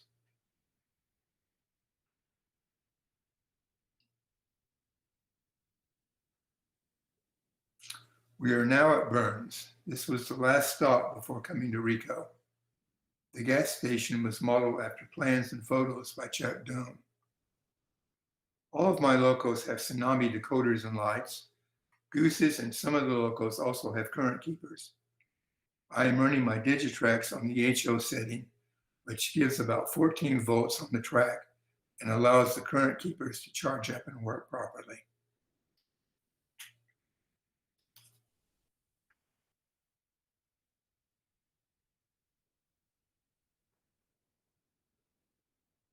Here are the ore bins at Burns.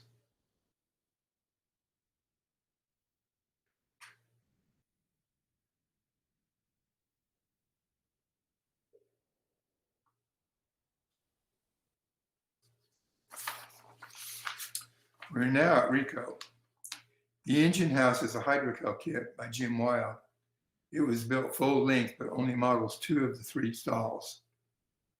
Most of the rolling stock are craft kits with a few scratch-built cars. The silver Connex tank is only one of 4 brass cars on the layout. The water tank is another Crystal Rivers kit that was modified to match the prototype tank at Rico.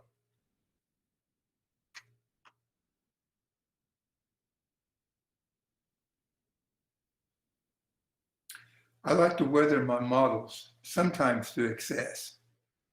Clean brass models on the layout are mostly factory painted models like the Goose 2. The 2 geese are often run together as a local pasture train using a Digitrax DT300 dual throttle. This is always a challenge for a new operator to get all the buttons pushed in the right order. The depot is another Banakit with new cedar shingles.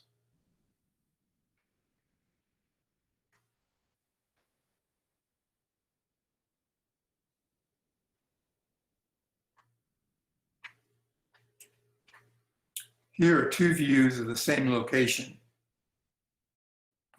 viewed from both sides of Rico.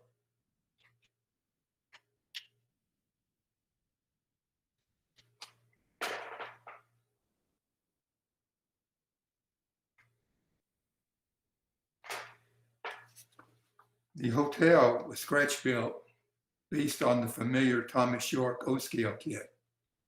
A different Tom, a local modeler who has operated many times on the layout, is yet to notice that he runs a local barbershop. The little blue house was built from plans by Joe Crea in the book Structures of the Early West. The house was originally located in Silverton. The shed was once a bicycle shop in Telluride.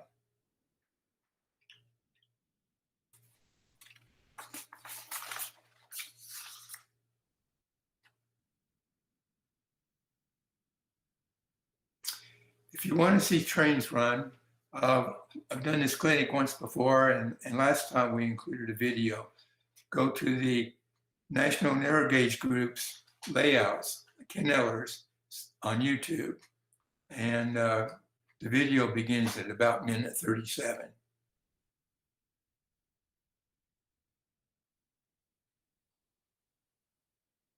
And we come to the most important slide of the presentation, a shameless plug.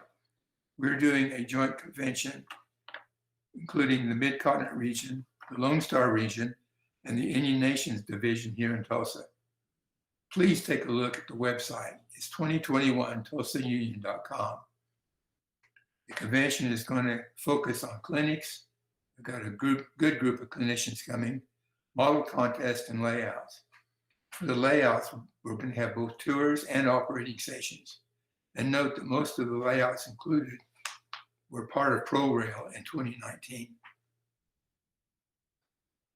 So I look forward to hearing some of your questions and hearing what you have to say as we come to the end. Thank you all very much. Thank you very much, Ken. You've got a beautiful layout. Just a quick question like that. How long did it take to do this layout? Well, the layout itself was started in 2008. And it progressed fairly rapidly. I spent about a year doing nothing but track work. Many of the structures and most of the rolling stock came already pre-built and ready. I had spent the previous 8 or 9 years building things to be used on this layout, knowing that I was going to retire eventually and have a larger layout room. No, okay. I've got one question for you. With all the new stuff that's coming out, all the new products, you know, like, sorry, I'm just trying to do two things at the same time. Yeah, so with the new products or techniques coming out regularly, do you find yourself redoing portions of your layout? No, I tend to be rather retro. Probably about 2/3 of the cards on here are styrene kits from a PBL or Overton or one of those types of kits that are typically a 10 to 20 hour job. The other third are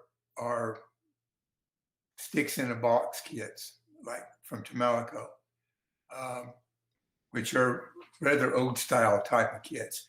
The structures are of the scratch built structures, probably most of them are built up board by board. There are a few laser cut kits on the layout. Even I was thinking about my Digitrax system. I had a couple of little problems I was fixing the last few days. It's probably about 30 years old at this point.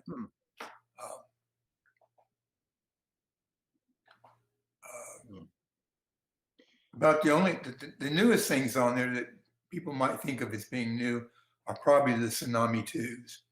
And I think those are probably 3 or 4 years old now, if I'm remembering right. I was thinking more like also your scenery, for example. Like, for example, there's, I've seen stuff from, his name was Martin Wilberg. You know, like different scenery stuff, trees or bushes or static grass and things like that. Is it something that you could redo, or, you know, like, it doesn't really matter? Oh, you think you want to redo it all? No. Remember that famous saying that? No, the commercial products are nice, but like I mentioned earlier when I talked about bottle brush trees, there's about 4,000 of those things on the layout. If you know, if you go to some of the commercial products, you're looking at $1 or $2 or $3 a tree. That gets to be expensive. All of the dirt and rock you're seeing is real dirt and rock from Colorado. It has been, some of it's been crushed up and sifted and mixed together, but it works better than anything else that's available commercially. I use the real rock and dirt for my ballast too. When you wet it, it doesn't float off and drift away somewhere. It stays put. Yeah, I've noticed that. I mean, it's really nice what you've done. It's just that famous saying, your layout is never finished. So I was wondering, is it because people redo stuff, that because of new stuff that came out or new techniques, for example? not necessarily where you have to buy stuff, but just techniques or No. no. This is my last layout, and it's been done for about the last 3 or 4 years.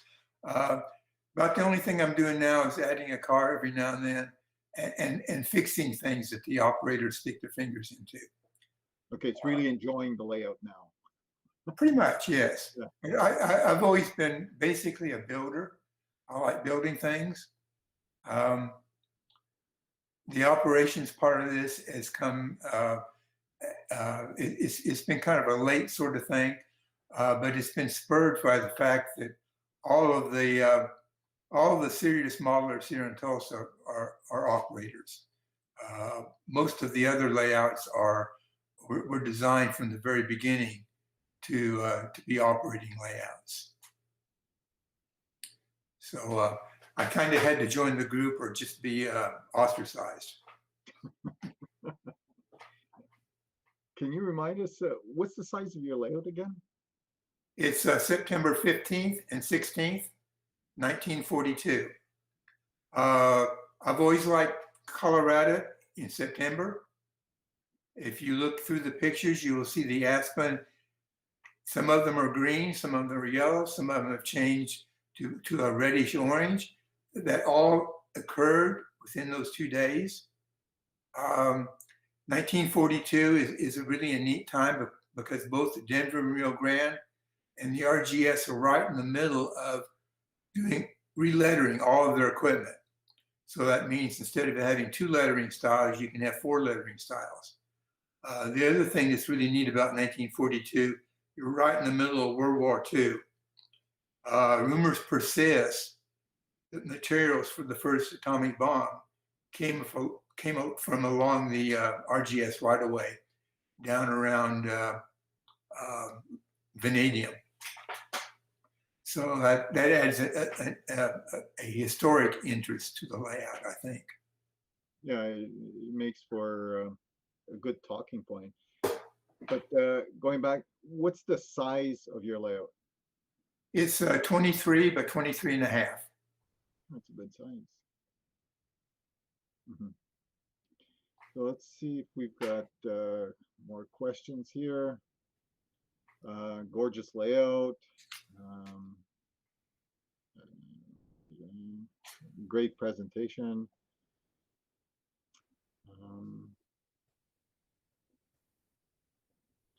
I know I'm still amazed about, I guess, the 1930s, 40s, 50s. Since I've never been around trains, the only thing I know is what I see today. So I'm always impressed with anything that's steam. Is very interesting. Yeah, when you travel to Colorado and visit the remains as it exists now, you have to be careful you don't model it that way because it's in a lot more of a derelict condition now than it was back in the 40s. So I guess you have to do a lot of research. I have lots of books and pictures and lots of material. Yeah. Mm-hmm. Very interesting. So there's no more questions. I can see. No, that's it. Marty, are you around? You'll be in the breakout room afterwards? Yes. Oh, good. So people can join the breakout room. The links have been posted on Facebook and YouTube.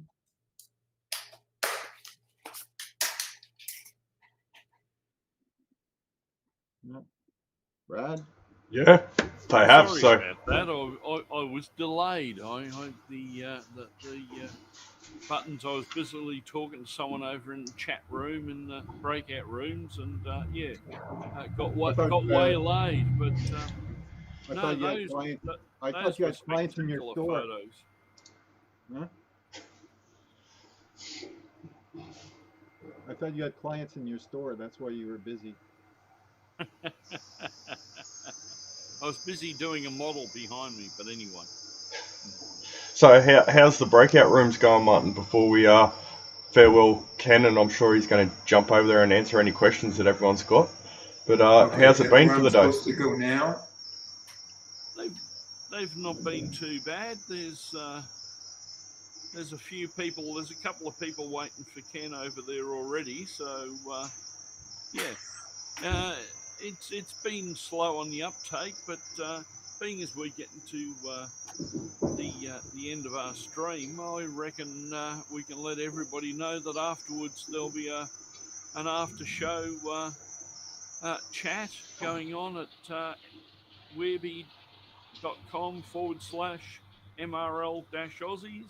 The link's in the chat there. So Ken's going to go over there now. He's got a couple of people waiting in the room to speak to him already. So yeah, we're all set for that. Good. Cool. So thanks again, Ken, for a really great clinic, and jump over on the other chat, and I'm sure there'll be heaps of questions. We're going to cut to a quick bit of an ad break, but Martin, hang around, and we might have a chat about the next month's show that's coming up. Looks empty.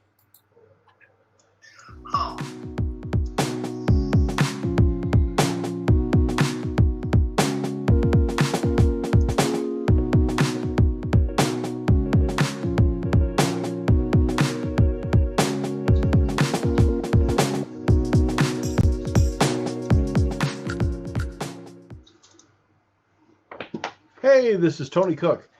I want you to do a couple of things for me here real quick while you're watching and enjoying this NMRAx channel. Subscribe, like, and click the bell icon. That's 3 things. How many things did I say? Well, do these 3 things for me, and then you'll always keep up to date with all this fun stuff on the NMRAx. Thanks for watching.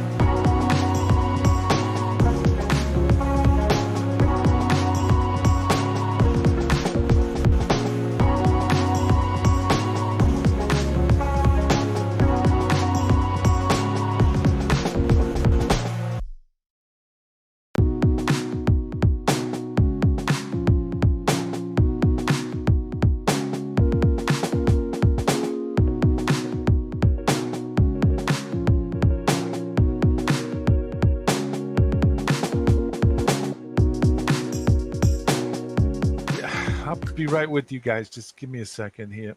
I'm holding for Sir Rod Stewart. Yeah, he's a little annoyed because every time we do a show, he's always last on. He never gets on. But if you guys have been watching the NMRAx, I would strongly suggest that you sub to it, hit the subscribe button, hit the notification bell so you'll always know when it's on. And it's a great show. Hold on. Yeah, I'm holding for Sir Rod Stewart. Yes. Yes. Yeah. Yeah. Hi, Rod. How are Bill Graham from MRL, Model Railroading Live. I Guys, remember NMRX. Yeah, I'm talking about the NMRX, Rod. Yeah, you watch it too, Rod. So Rod Stewart watches it as well. Hey, Rod, listen. Let me just finish this up, and I'll get back to you. Okay? Yeah, I'm not gonna cut you off. I know I hung up the last time. That was not my fault. Relax, just relax. Okay, Rod. I'll be with. I tell you, these superstars. Get the guys model railroading. Hey, NMRAX, sub, like, and hit the notification button. Okay? Okay.